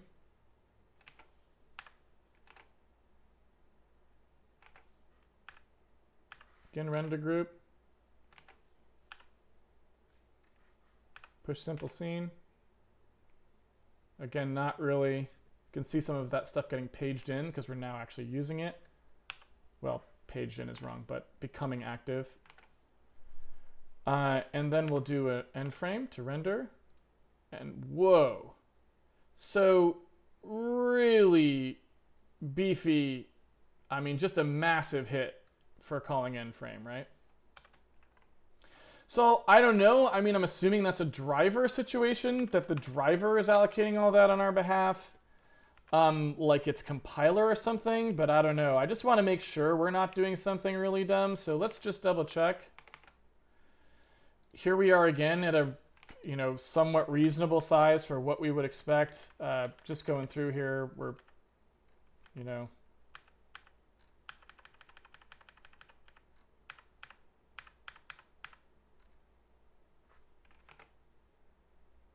So even just this, it's probably this. This is maybe where our textures get allocated or something. I'm guessing. So here we are at a sort of somewhat understandable amount of memory. We step into Opengl chain settings. I'm assuming that freeing frame buffers isn't going to do anything, and freeing programs, because that's just getting rid of stuff, right? So that won't change much.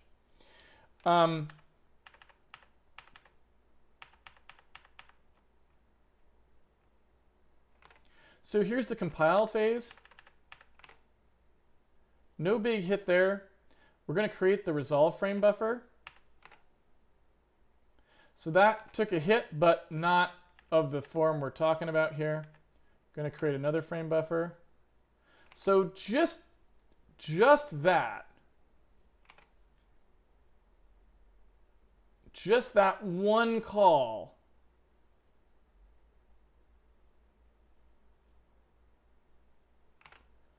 allocated 300 megabytes. And when I say allocated, I mean like reserved. We don't, we don't know that anyone actually needs it. It's just reserved. I don't know why, but that's where it is going, right? I mean, let's step in there.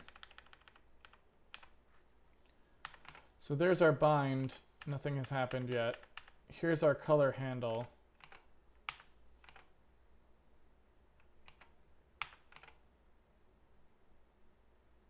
So yeah, it's reserving 200 megabytes for that texture. Is that a reasonable amount for it to do? I'm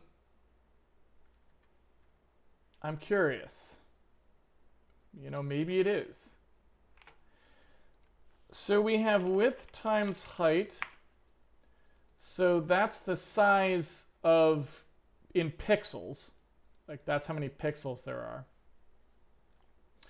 are. The filter type is, and the multi-sampled thing is relevant only in that multi-sample will need to store more data. So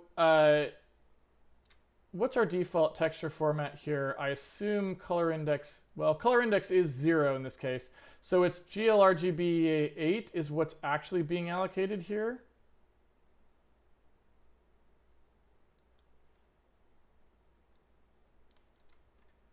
Oops.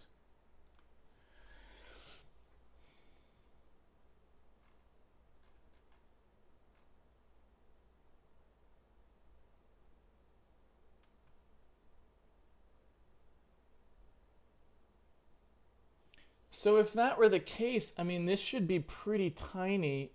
Is this multi-sampled? It is. So if it's multi-sampled, so this is RGBA8, so it's 4, that's 3 megabytes, right? And so how many multi-samples are there going to be, right? Well, we know it allocated 200 megabytes roughly. You know what I'm saying? So how many samples would it have to store if... How come I can't edit this? I hate Visual Studio. Come on. Here we go. So it would be 56 samples? Maybe it's forcing it into a non-RGBA8 state. Or, well, it could be that because later ones are in different... are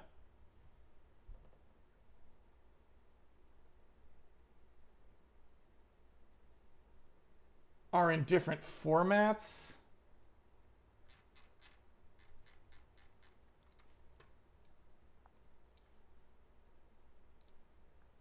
We should look. So they're 16, so right, so this would be more like that.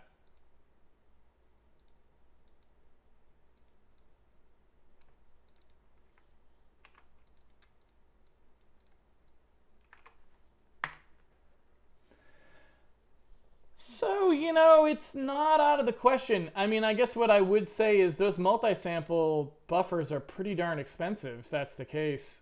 I hadn't really thought that through before, but that's really nasty. I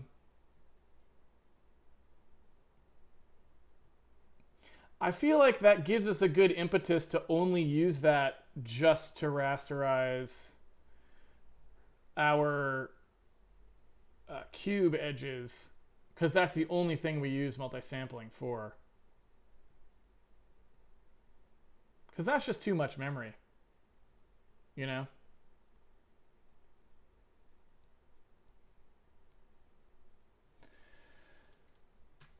Especially if we store things in 16-bit. You know, obviously if we store them in not in 16-bit, it's a lot easier, but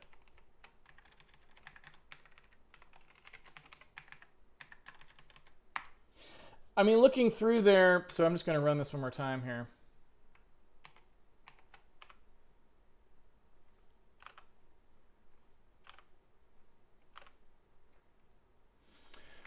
Looking at the memory usage there,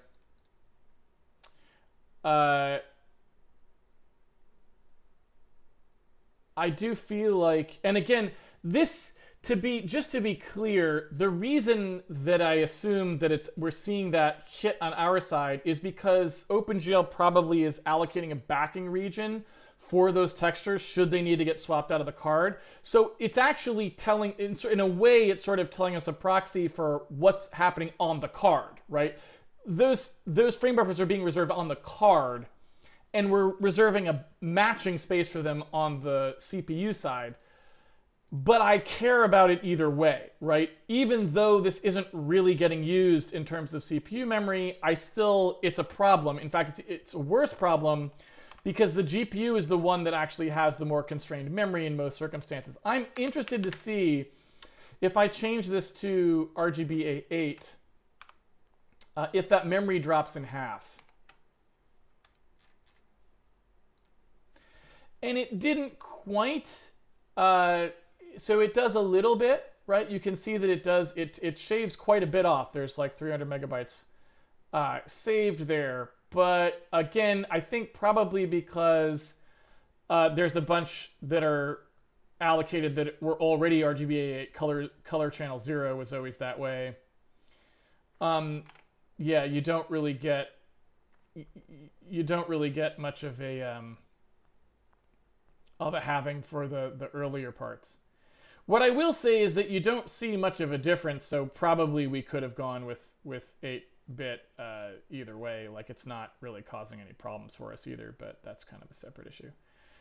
Lighting might be a place where we see that causing more of a problem, but you know, we'll see.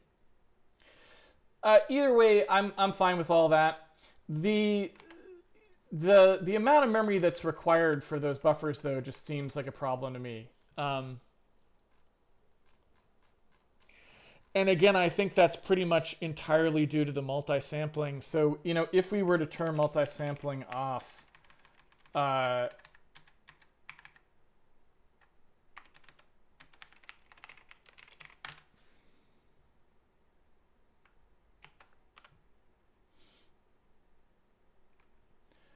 so here we are with multi-sampling off.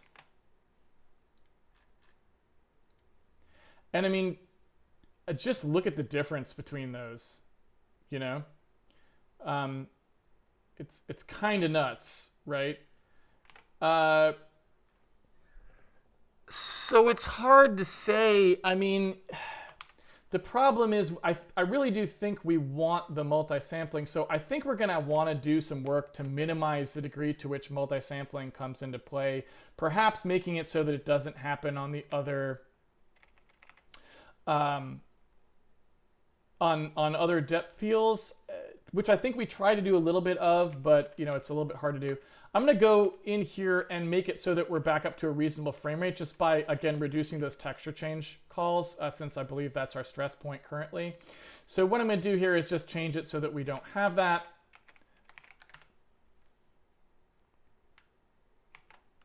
And so then now, if we look kind of at the just the image quality,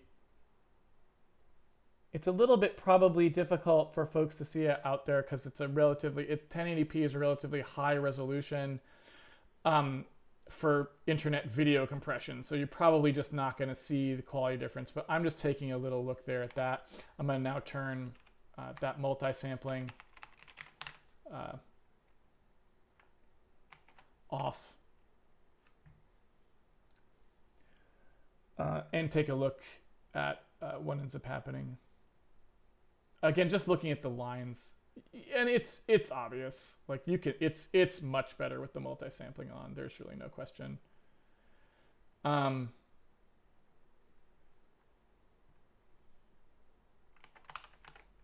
just double check more time. I could just make a key that turns that on and off since we allow that.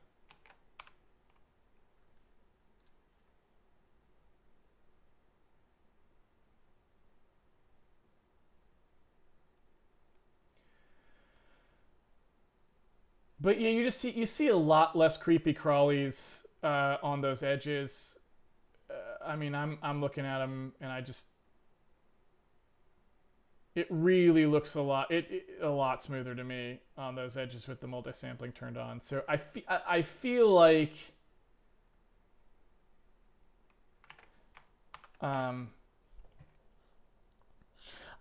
we need to go ahead and figure out a way to just make sure the depth peels don't use multi-sampling because it's maybe just a little too much at that point. I don't know what else to do because the problem is we compound, like, one multi-sampling buffer may be okay, but n multi-sampling buffers where n is however many depth peels we want, which right now we're using 4, and I don't see us using appreciably less. 2 would be the absolute minimum, but we probably need at least 3, and the more you use, the nicer it is. I just don't see a lot of ways around having that sort of deeper color effect. So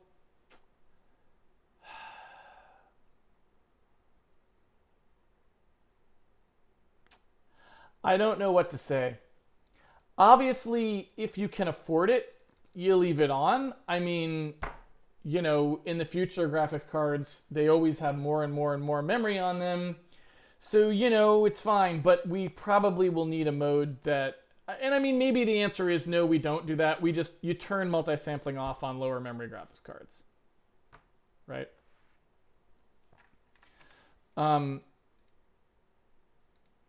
Wait, why is pixelation hint true? If pixelation hint is true, shouldn't the renderer be pixelizing things?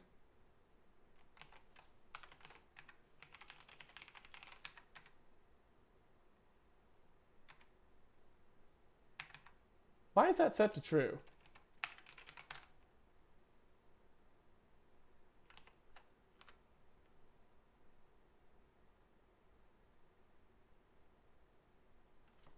I think that was just a bug that was probably causing our image quality to be considerably worse than it was.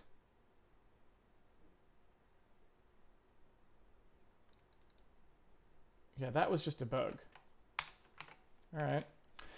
Anyway, so I'm going to pop over to Win32 Handmade now and just fix the places where this was something that was where our API changes cause problems.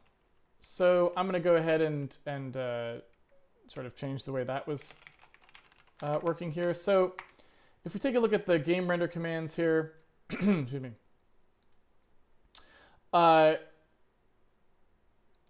What I'd like to do, you can kind of see the way that this stuff was working ahead of time.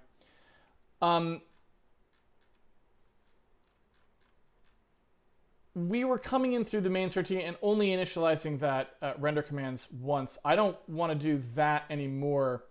What I'd like to do instead, right, is I want to move this stuff up to the allocation phase, and I want this default render commands to be called every time. So when we start doing this stuff in here, I mean, it doesn't really matter where we call it, but, you know, here is fine.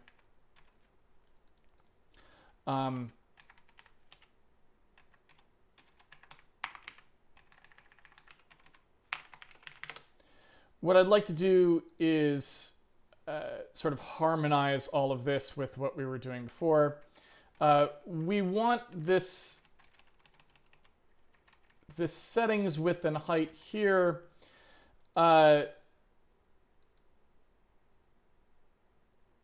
That's actually what we're sort of, as far as our drawing is concerned, that's sort of something that's set a little differently.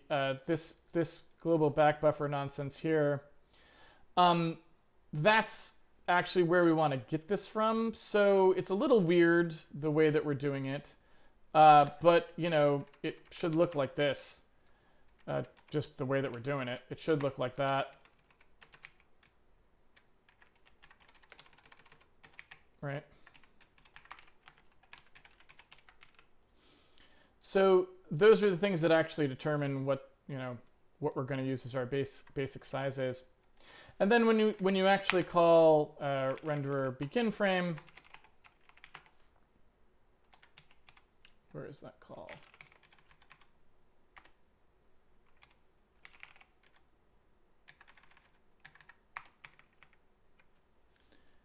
Here it is.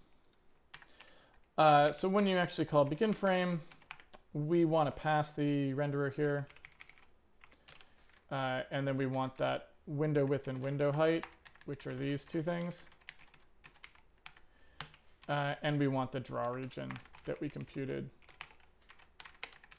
So I'll put that in there. This all then goes away. And anything that's using render commands here kind of needs to now use an arrow instead of what it was using before. But that's sort of a separate issue. I don't know what this was doing. This probably doesn't want to be doing this anymore. I'm going to get rid of this stuff.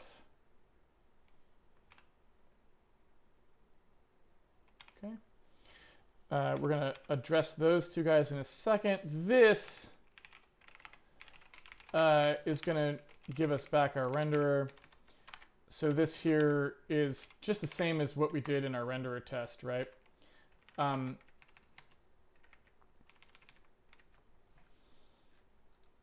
This code wants to be essentially the same. So I'm just going to go ahead and do that. So if we do this, it's like literally exactly the same code, except for who we call to give us the texture queue memory. So in here, what I want to do, and you know, we could do this without an allocate too. This could literally just be like how many of these we want. I mean, maybe an easier way to do it would have literally been to say, oops.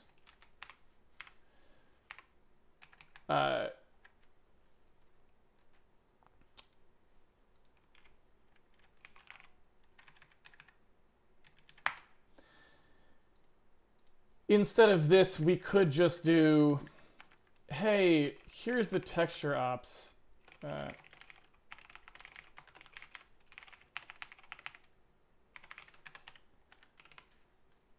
Right? And then it's just like, hey. That way you never really call an allocator, and you can just say, look, you know, use whatever, man. It's fine. And so we can do that, certainly. You know, and maybe that's a better way to go for now. So it's you're not calling an allocator when there was no reason to call an allocator, So we've got the OpenGL DC here. We know our max quad per frame. So we pretty much, this is just as is. Like there's nothing magic about that. And then if we've got our init texture cube call here, we need to actually include those into here, which we'll do in a second. The texture queue is now just the texture queue, like so. We don't need to call any of this stuff.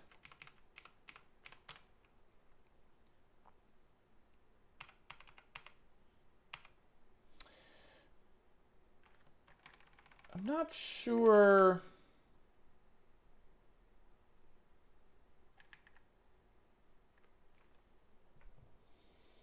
I'm not sure why we decided to do this. This again looks like kind of when we took out all of that stuff where we were starting to use normalized device coordinates, it feels like we should just leave this.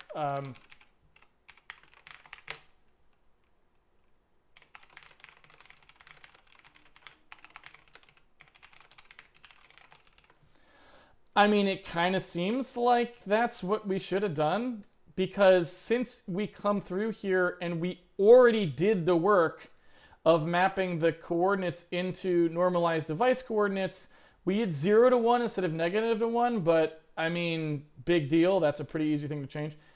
We then go through a ton of gyrations to like undo that later. I kind of just want to go do that. You know what?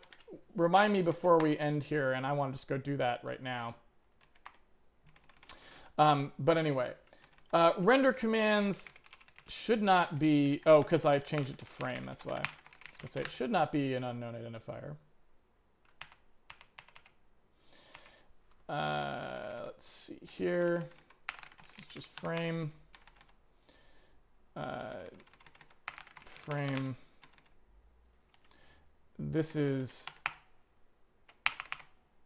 process. Texture queue takes the renderer and the texture queue. Where we want to do that's hard to say, because there's a lot of different places you could choose to do it. And there's different reasons why you might choose different ones. That's just frame. This stuff now doesn't have to happen, which simplifies that, which is kind of nice. Where do we call? Oh, we call it in here, though. Yeah. Okay. So finally, what I would like to do here is this actually needs to be handled a little bit more specifically. I suppose that there is one more thing we might want to do here, which is that the swap buffers call is still on the outside, which is probably not correct. Probably what we want to do is have that just bound in there. So, you know, it's kind of hard to say, but it feels like that's probably what would want to happen. The reason I say that is because you're only going to call swap buffers if you're running OpenGL, and since the renderer needs to eventually support Direct3D, we probably don't want to have a hard-coded call to swap buffers on the outside when that should really be wrapped up in the rest of the code. Now, since this is a CS-owned DC window, I have no idea why we're calling getDC again. In fact, we kind of call getDC a ridiculous number of times for no reason whatsoever. It's just kind of dumb, and I don't know why we do it. Just because we're ridiculous. Maybe that's the reason. Because you can see here, in each case, we're actually getting the same DC as well. So it doesn't make a lot of sense. Let's just not.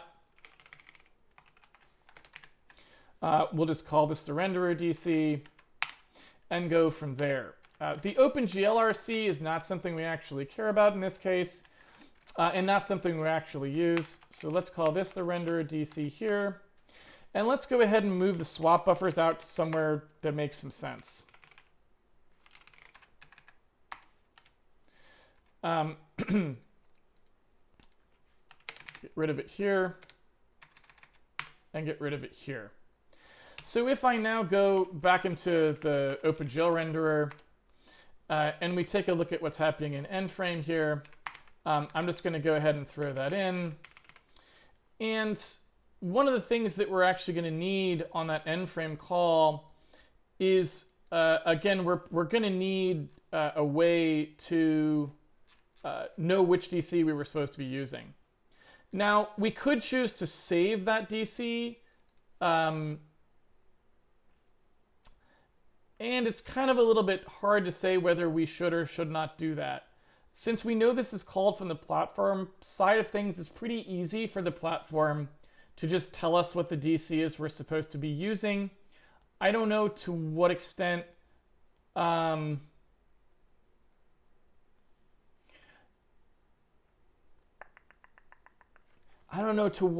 that is what we would want.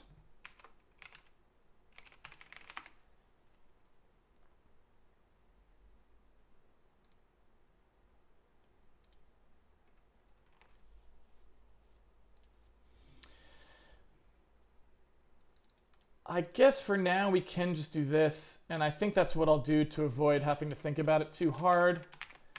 But in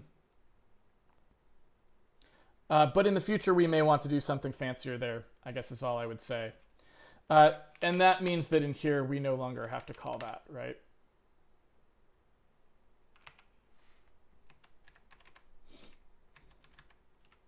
Okay, so for this stuff here, I'm just going to go ahead and nerf that out for now. And really, actually, I think I'll do one better. I'm actually going to move it out of here. It doesn't really belong in here anymore. And I'm just going to put it inside here as sort of a like, hey, by the way, remember this thing? Sort of a situation. Because when we want to eventually make this go and do a... Direct 3D and so forth, and put the software renderer back in. I don't know if we're going to want to look at what we did here. Probably not, but we'll see. So when we actually do Win32 display buffer in window, what I want to do is go ahead and nerf that and instead just have that call end frame on the renderer and leave it at that, right? So I think that's everything that I wanted. This is supposed to take the frame as well. Okay. So Init texture queue is the only thing that's not defined in here. Why it's not defined in here, I'm not sure.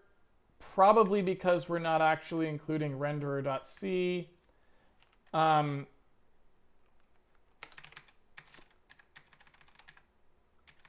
I can't say whether I care whether we include that or not, so I guess I just will for now.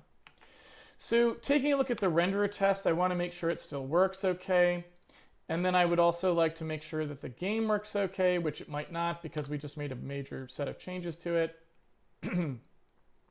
But it actually appears fine at the moment, so that seems all good.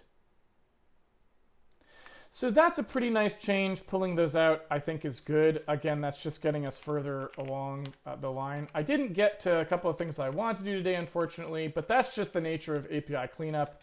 I mean, the important part is that you have to focus on things you want to make cleaner there, right? I did want to do that one mouse-oriented to-do, so I just wanted to take a look at that. So just to refresh your memory on what that is, in the Win32 code where we've got the mouse U and the mouse V, you can see us translating them here into device-independent coordinates, and then we immediately blow them back out. Now, the reason that's weird is because if you remember, we actually set the mouse X and mouse Y up.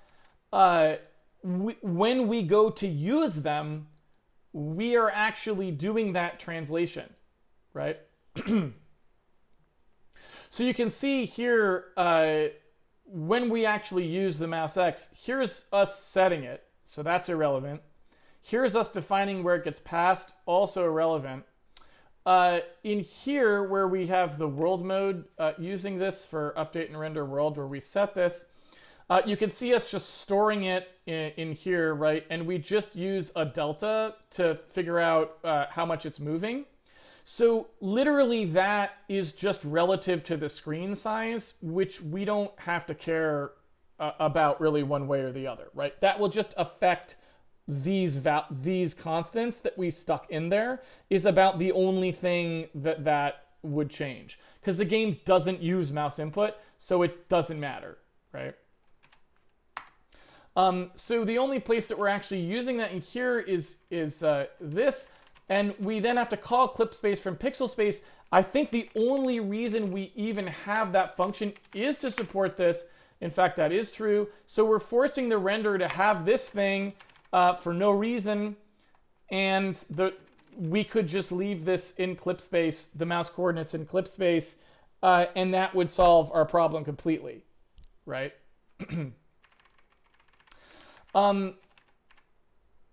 So I feel like we kind of just want to do that. Maybe this is dumb, and I'll regret it later. I'm not sure. But if you notice what happens when I do that, if I just do this because it's not coming in clip space at the moment, then you notice we can't click on anything here, right? Because the mouse is wrong. Let me also set the build to optimize build so that you can see the frame rate, full frame rate, so you know it's not just lag causing it there. Oops. Right, I can't do anything here. I can't click. Don't ask me why those are down there. That's interesting. Anyway, so given that that's the case, I need some way now to fix that. And like I said, I think all that we have to do is just make sure that when we are actually processing these mouse coordinates, we just make sure that we put them into -1-to-1 space, right? I don't know that we have any way to do that in a single call. Where is our clamp? Here it is. So we have a clamp 0-to-1 map to range, and you can see the way that that works here, right? If we wanted a -1-to-1 map to range, I don't know what exactly we'd call it, but like,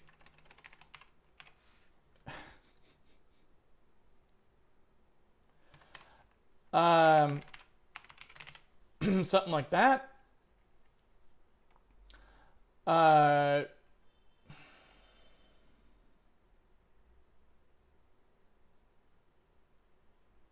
It's not a great name. I apologize. So if we have a function here that's going to produce this result for us, then if you look at what happens, we look at the range max min, and we say, look, if we can, then we're going to divide by that range, so we get the t. Excuse me. We get the t value mapped within it. Now, the easiest way to do this without thinking about it too hard is just to say, well, when this comes out, what we really wanted to do is start from here and then go out to there, right? We could try to be fancier and multiply this in. I'm not going to bother, right? Another thing we could do is just say it like this.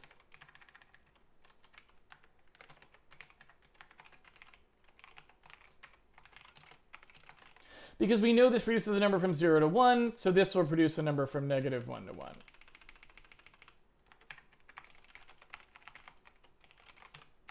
Right? So if we then go back to our Win32 code and we do a clamp binormal map to range, and I didn't really mean to put that whole thing in there. Now when we do this, the mouse U and V will be in clip space, which is what we want, and we can simply ignore this in its entirety here and make this all happy, right? I can also change these to the more modern way that we've been writing those types, which is F32, and off we go. So now these are in clip space, and that should be a handier sort of a handier way to pass them down. And in theory now we should get what we want, right? And that's a really nice thing because now everything's flowing through nicely and you're not undoing things just so you can do them again, right? Which doesn't seem like a good reason. Now why these things aren't pinned to the top of the screen, I'm sure there's a good reason for that. I don't really want to know what it is at the moment. So what you'll notice now is my mouse controls, however, for rotation and scaling are broken. Why? Again, it's just because we've changed the scale on those, and all we had done before is just use some arbitrary constants to scale how fast these things were going. We want to probably jack them up quite a bit, probably even more than what I just did, because that's not going to be enough. You can see how slow they're still doing. Let's do another 10x.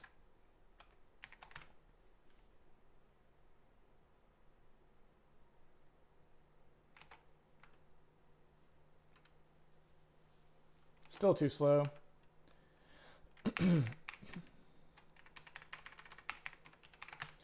This may have gotten too fast now.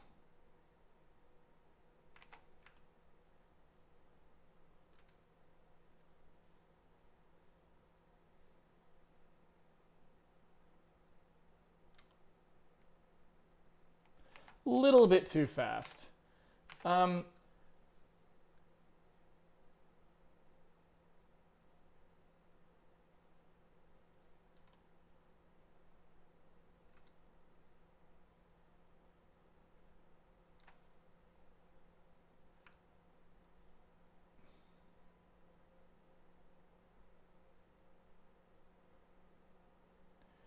rotation actually feels okay.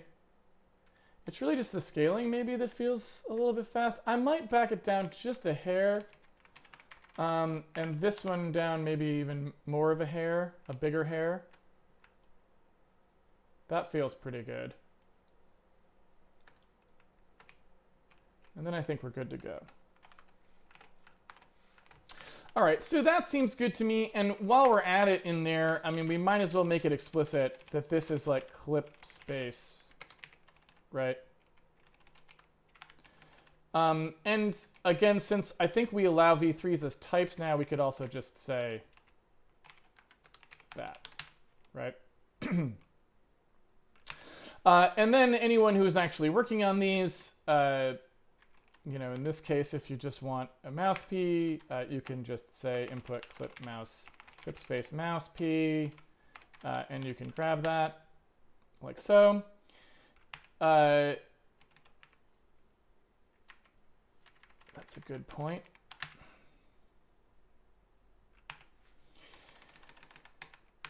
In here, again, this is just now something you can access directly. Clip space mouse p. And then finally, when we set it in here, when we're setting these, we can just set these directly. So, you know, let's just set them here. Clip space mouse p x is that. Clip space mouse p y is that. And then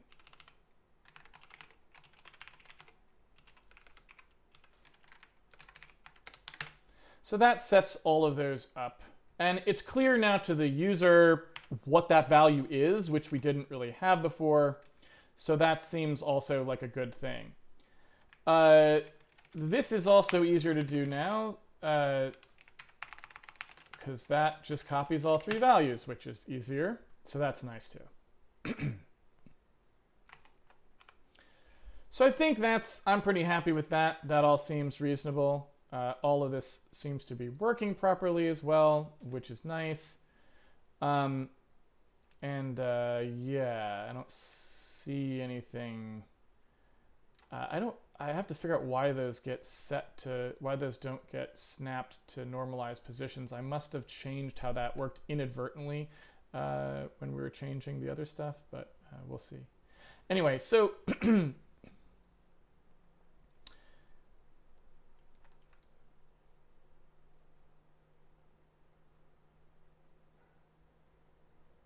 feel like this is backwards. The rotation feels backwards based from the Y version. Did I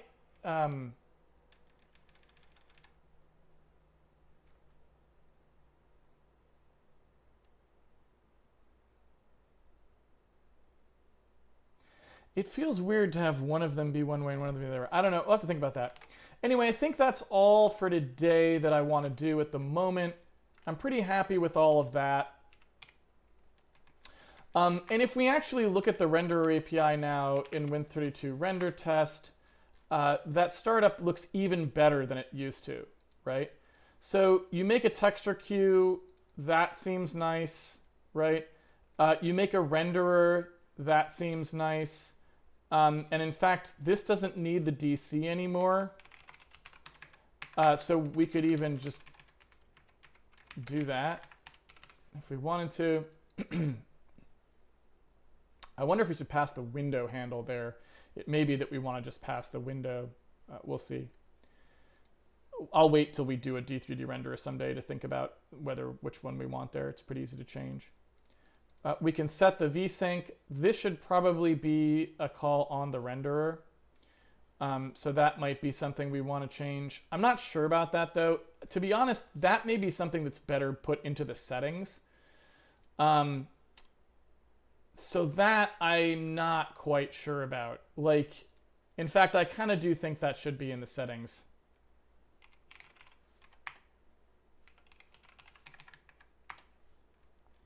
I kind of think this should probably go in the settings. You know what I mean?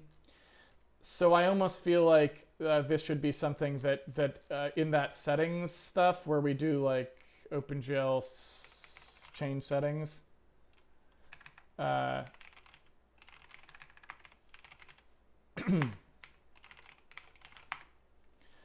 feel like in here is almost where that should be. So whenever we change the settings, we would do something like this. And since we don't want to make a wiggle call there, you know, we would just thunk down to the OpenGL platform layer for Win32, like at that point. So yeah, I kind of feel like that's what should be happening there, one way or the other. I'm going to go ahead and not do that yet, and I'm going to go ahead and put inside... well, no, let's do it. Let's just do it. We might as well. So what I'll do there is just say that inside the settings, when we set this here, I'm going to say like vsync was false. So there'll be a request vsync that happens in the settings. And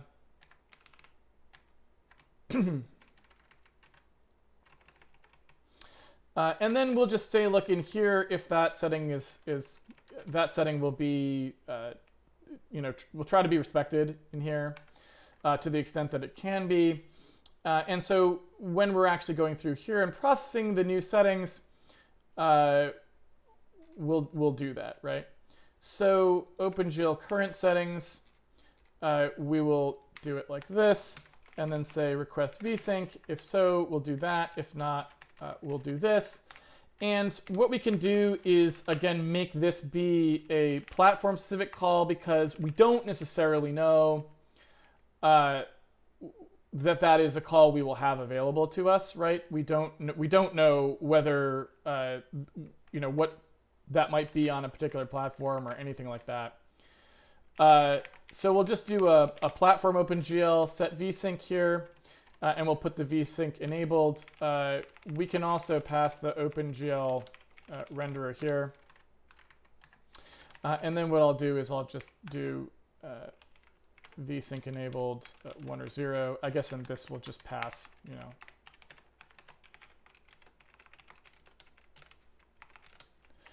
this here. And since we don't know whether we're going to get this call, I mean, I think we always will, but just in case, let's only call it if we actually have it. Also seems like a pretty obvious thing to want to do. And so in here, we can also say, like, this has to be defined by the platform layer. You know what I'm saying?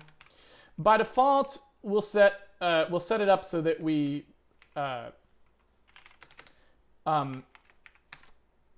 ask for vsync by default. because that's what we normally want. Like we normally don't want to tear, but if the person doing the rendering wants us to tear, then okay, you know, it's something they can do, and that's fine. So then all we need is a place for that to actually exist. So in the render setup, when we issue those commands, which should be here, there it is, we just want to have a request vsync.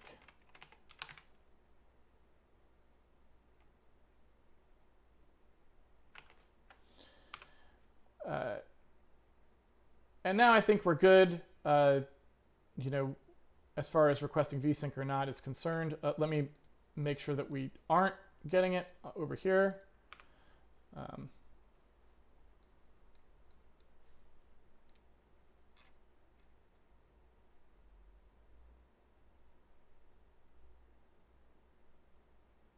Hard to say.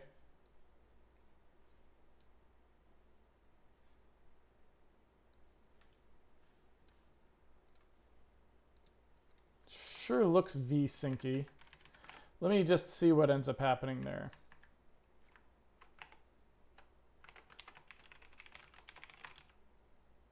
What's the name of that call?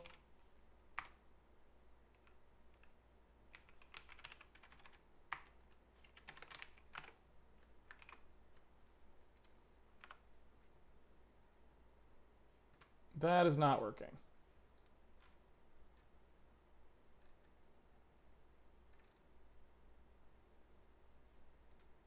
We're never getting to that call. What's going on?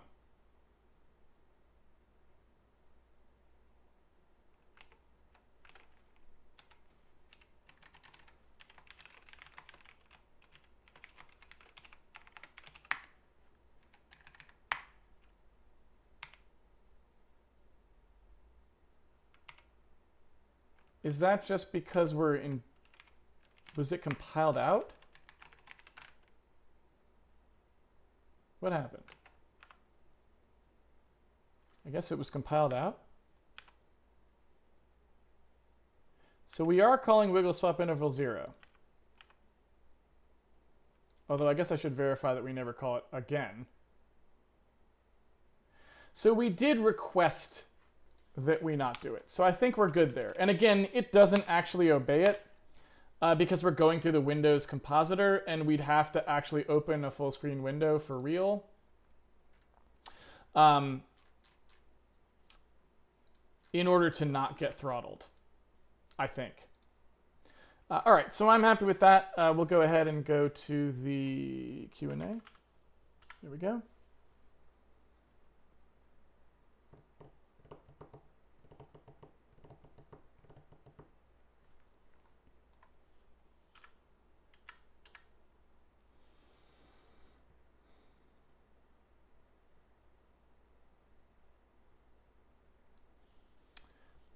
And again, just looking over that API there.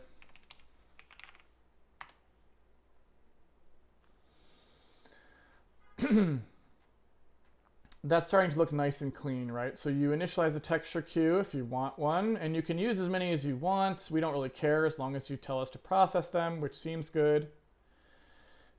You can do a platform renderer allocation that just gets everything ready for you. This is not really part of the API. Almost like nothing here is. This is just you doing your camera setup, which again, I think we can make some utility functions to make them simpler. Then we've got the begin frame, render group, transform, end render group, end frame. And that all seems pretty reasonable.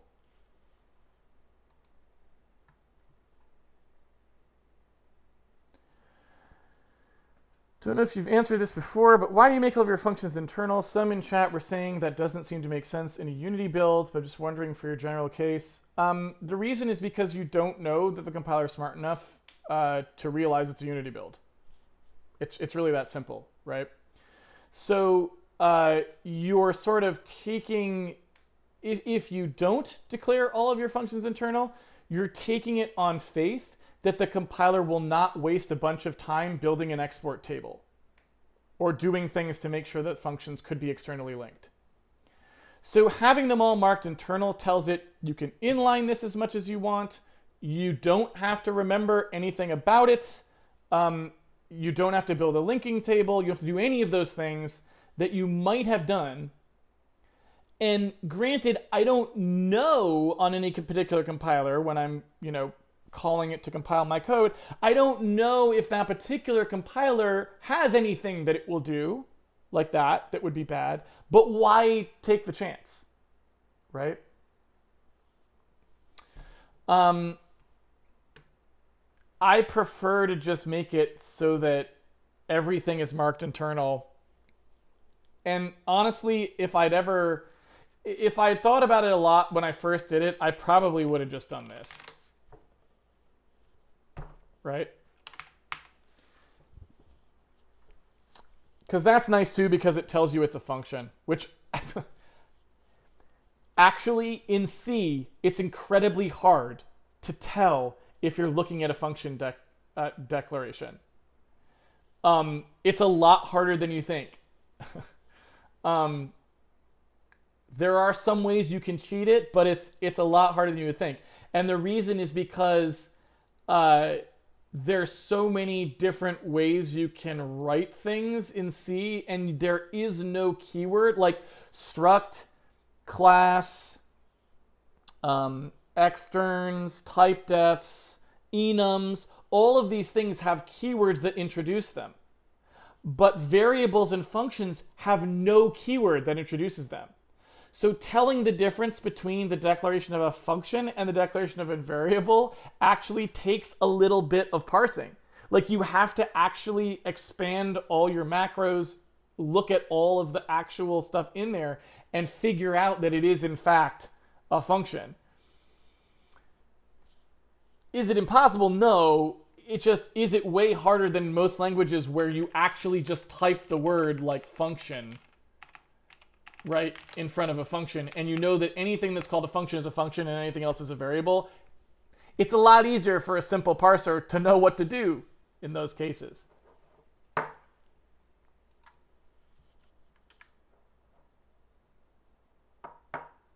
Oh, someone was saying that we can remove some code from the load bitmap case.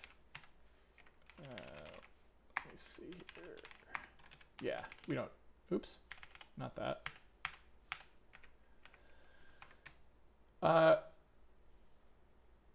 We are? No, we're not.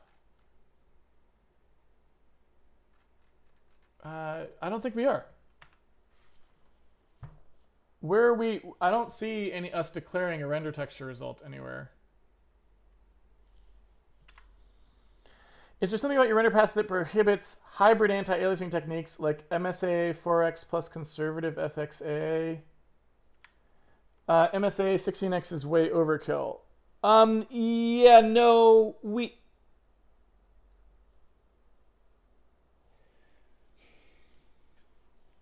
tried a couple different ones, and I don't remember what our opinion ended up being. Sorry, this is taxing my memory a little bit here.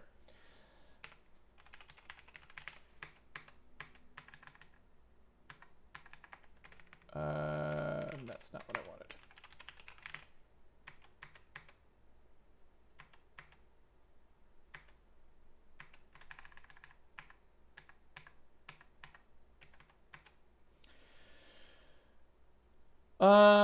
Yeah, create frame buffer. Here we go.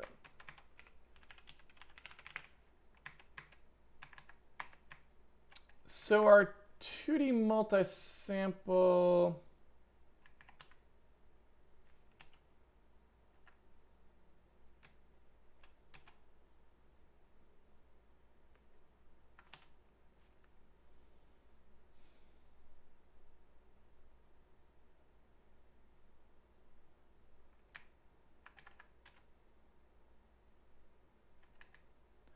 I don't remember how we picked this.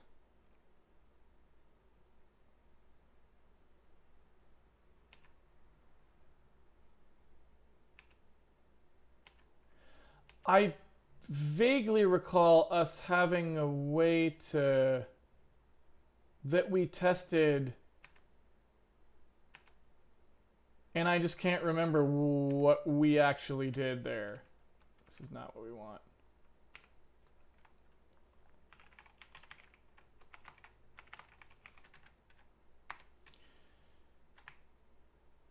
We clamp it at 16.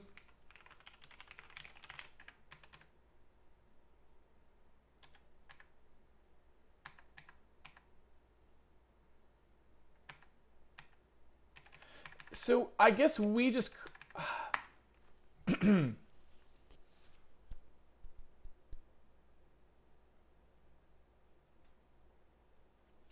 so since we clamp it at 16 here, I suppose I thought we probably tried some different ones, but I don't know if we really did. I cannot remember. And I agree that 16 probably isn't necessary as far as... Well, you know what? We do... Okay, this is starting to come back to me. You know what probably it was?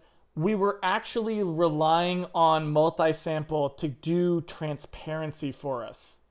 I think that's what happened. So we probably never tuned this variable otherwise. Like, yeah, we could probably... I mean, dropping it to 8 would probably... You wouldn't notice a thing, right? Like, I mean, I would be surprised if you could tell the difference. You know, maybe I'm wrong about that, but 8 steps on the draggies would probably not be too bad. Let me see. It's hard to say. This is a scaled buffer too, which is not a fair comparison. You want to be 1-to-1 and not scaled. Take a look here.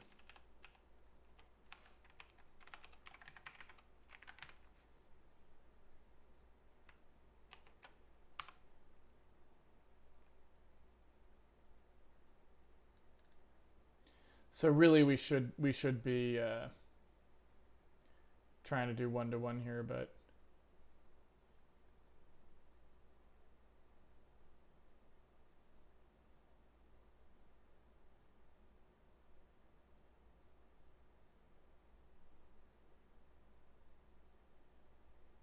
this is not a very scientific way to do this.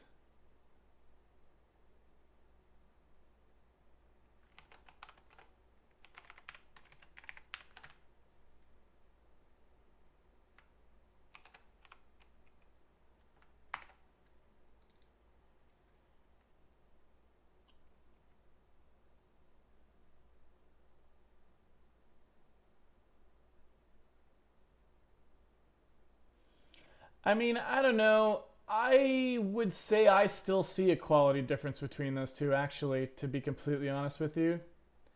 We should probably do a more scientific comparison of the two. It's a little hard, too, because we haven't turned on any kind of bitmapping or anisotropic filtering for textures that have lines in them, so you have to be careful to make sure your eye ignores like lines inside the texture. You have to only look at lines that are external to a texture, like, for example, these borders here. And I admit they look pretty good on 8, but I do feel like you still see an improvement in 16, so I don't know. I mean, I would think you'd still want to turn them on, and you could, you know, in scenarios where you were on a worse card, sure, turn it off, but I'm not sure I want to say, like, right on the cusp to turn that off. Now, in terms of hybrid techniques, I don't really want to go down that route, to be honest. I'd rather just turn it on if it's there and not if it's not.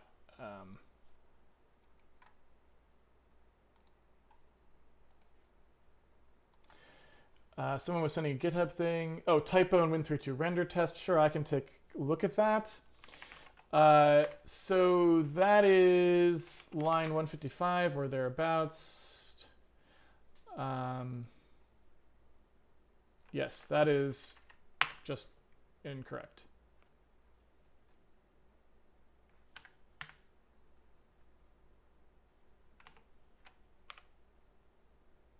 So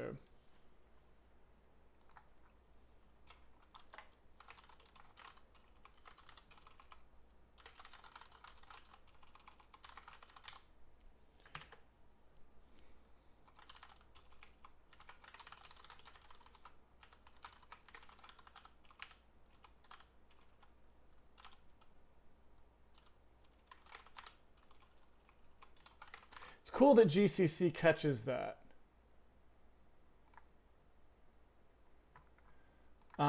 Like looping over a static array, because yeah, the compiler has all the information it needs to make that not be a bug. You know.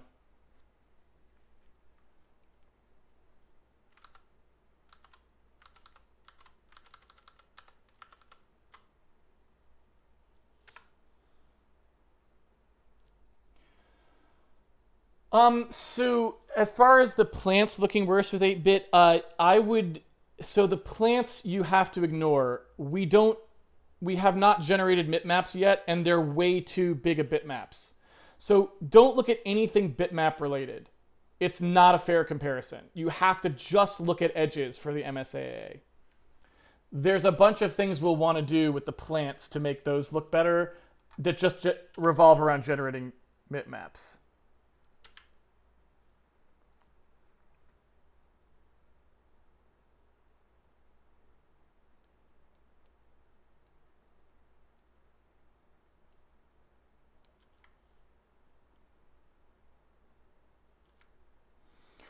Have we used the malloc from the CRT, or have we always used Windows alloc? Is it okay to use the malloc in the game? So it depends on what you mean by okay. So no, we do not use malloc. The reason we don't use malloc is because we want to manage our own memory. And we actually do a bunch of things with that in the game. So one of the ways that we support, for example, dynamic code reloading and live code editing, and looped live code editing and stuff like that, is because we keep all of our memory allocations tracked ourselves. And that way we can load and save those memory allocations from disk.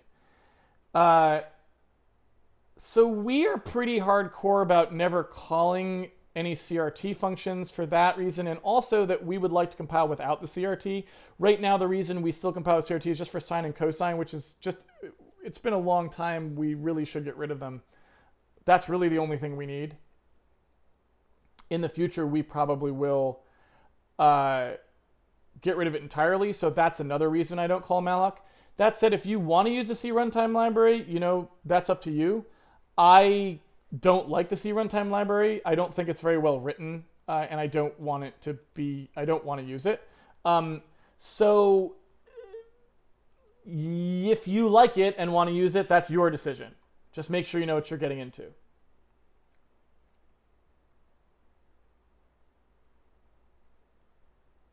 I've read the sequel on internal. Sorry, I was just wondering on a more fundamental level. I only knew it makes that function only accessible from that translation unit. I may have this wrong. And I wanted to know what it did for you in general, not just in response to the Unity build part, or is that really all it does? Yeah, I mean, just to be really clear about what the reason it's there, it's just a define for static, right? And in C and C++, the static keyword in front of a function tells the compiler it doesn't have to worry about that function ever getting used outside of the current translation unit. Now, because you don't necessarily know how each individual compiler that you're going to use, GCC, LLVM, Microsoft Visual C, because you don't necessarily know what those compilers are doing internally, if you don't mark something as being translation unit only, then you run the risk that the compiler will spend longer processing that file because it may generate a bunch of extra stuff you don't need. Like an export table, which at the end, when it goes to start the linker, it realizes it didn't ever need, right?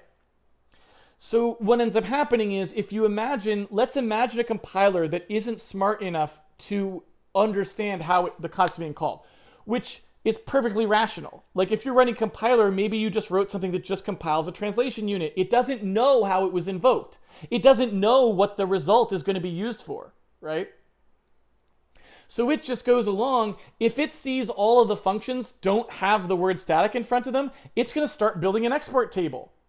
Oh, okay, I got to maintain this hash table of names, and I got to like organize it for saving out to an OBJ file. And then maybe I actually produce I wrote like a whole linkage table to disk, which by the way is massive because C++ name mangling turns every function name into like a 130 character string, right?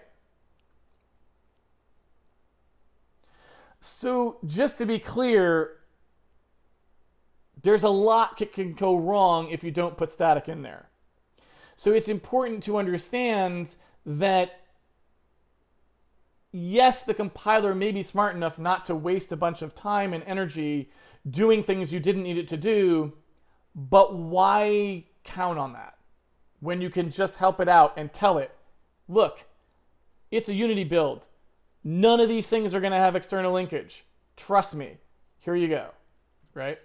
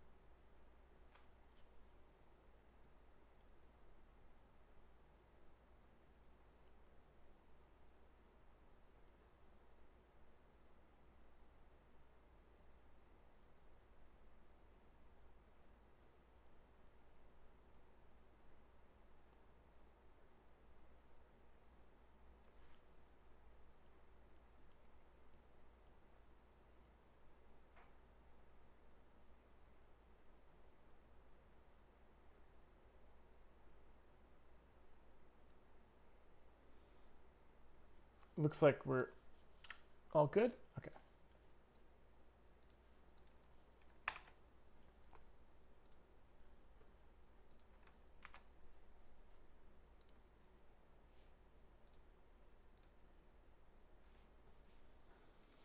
All right, thank you everyone for joining me for the episode of Handmade Hero. It's been a pleasure coding with you as always. If you would like to follow along with the stream at home, you can always pre-order the game on handmadehero.org, and it comes with the source code so that you can play around with it.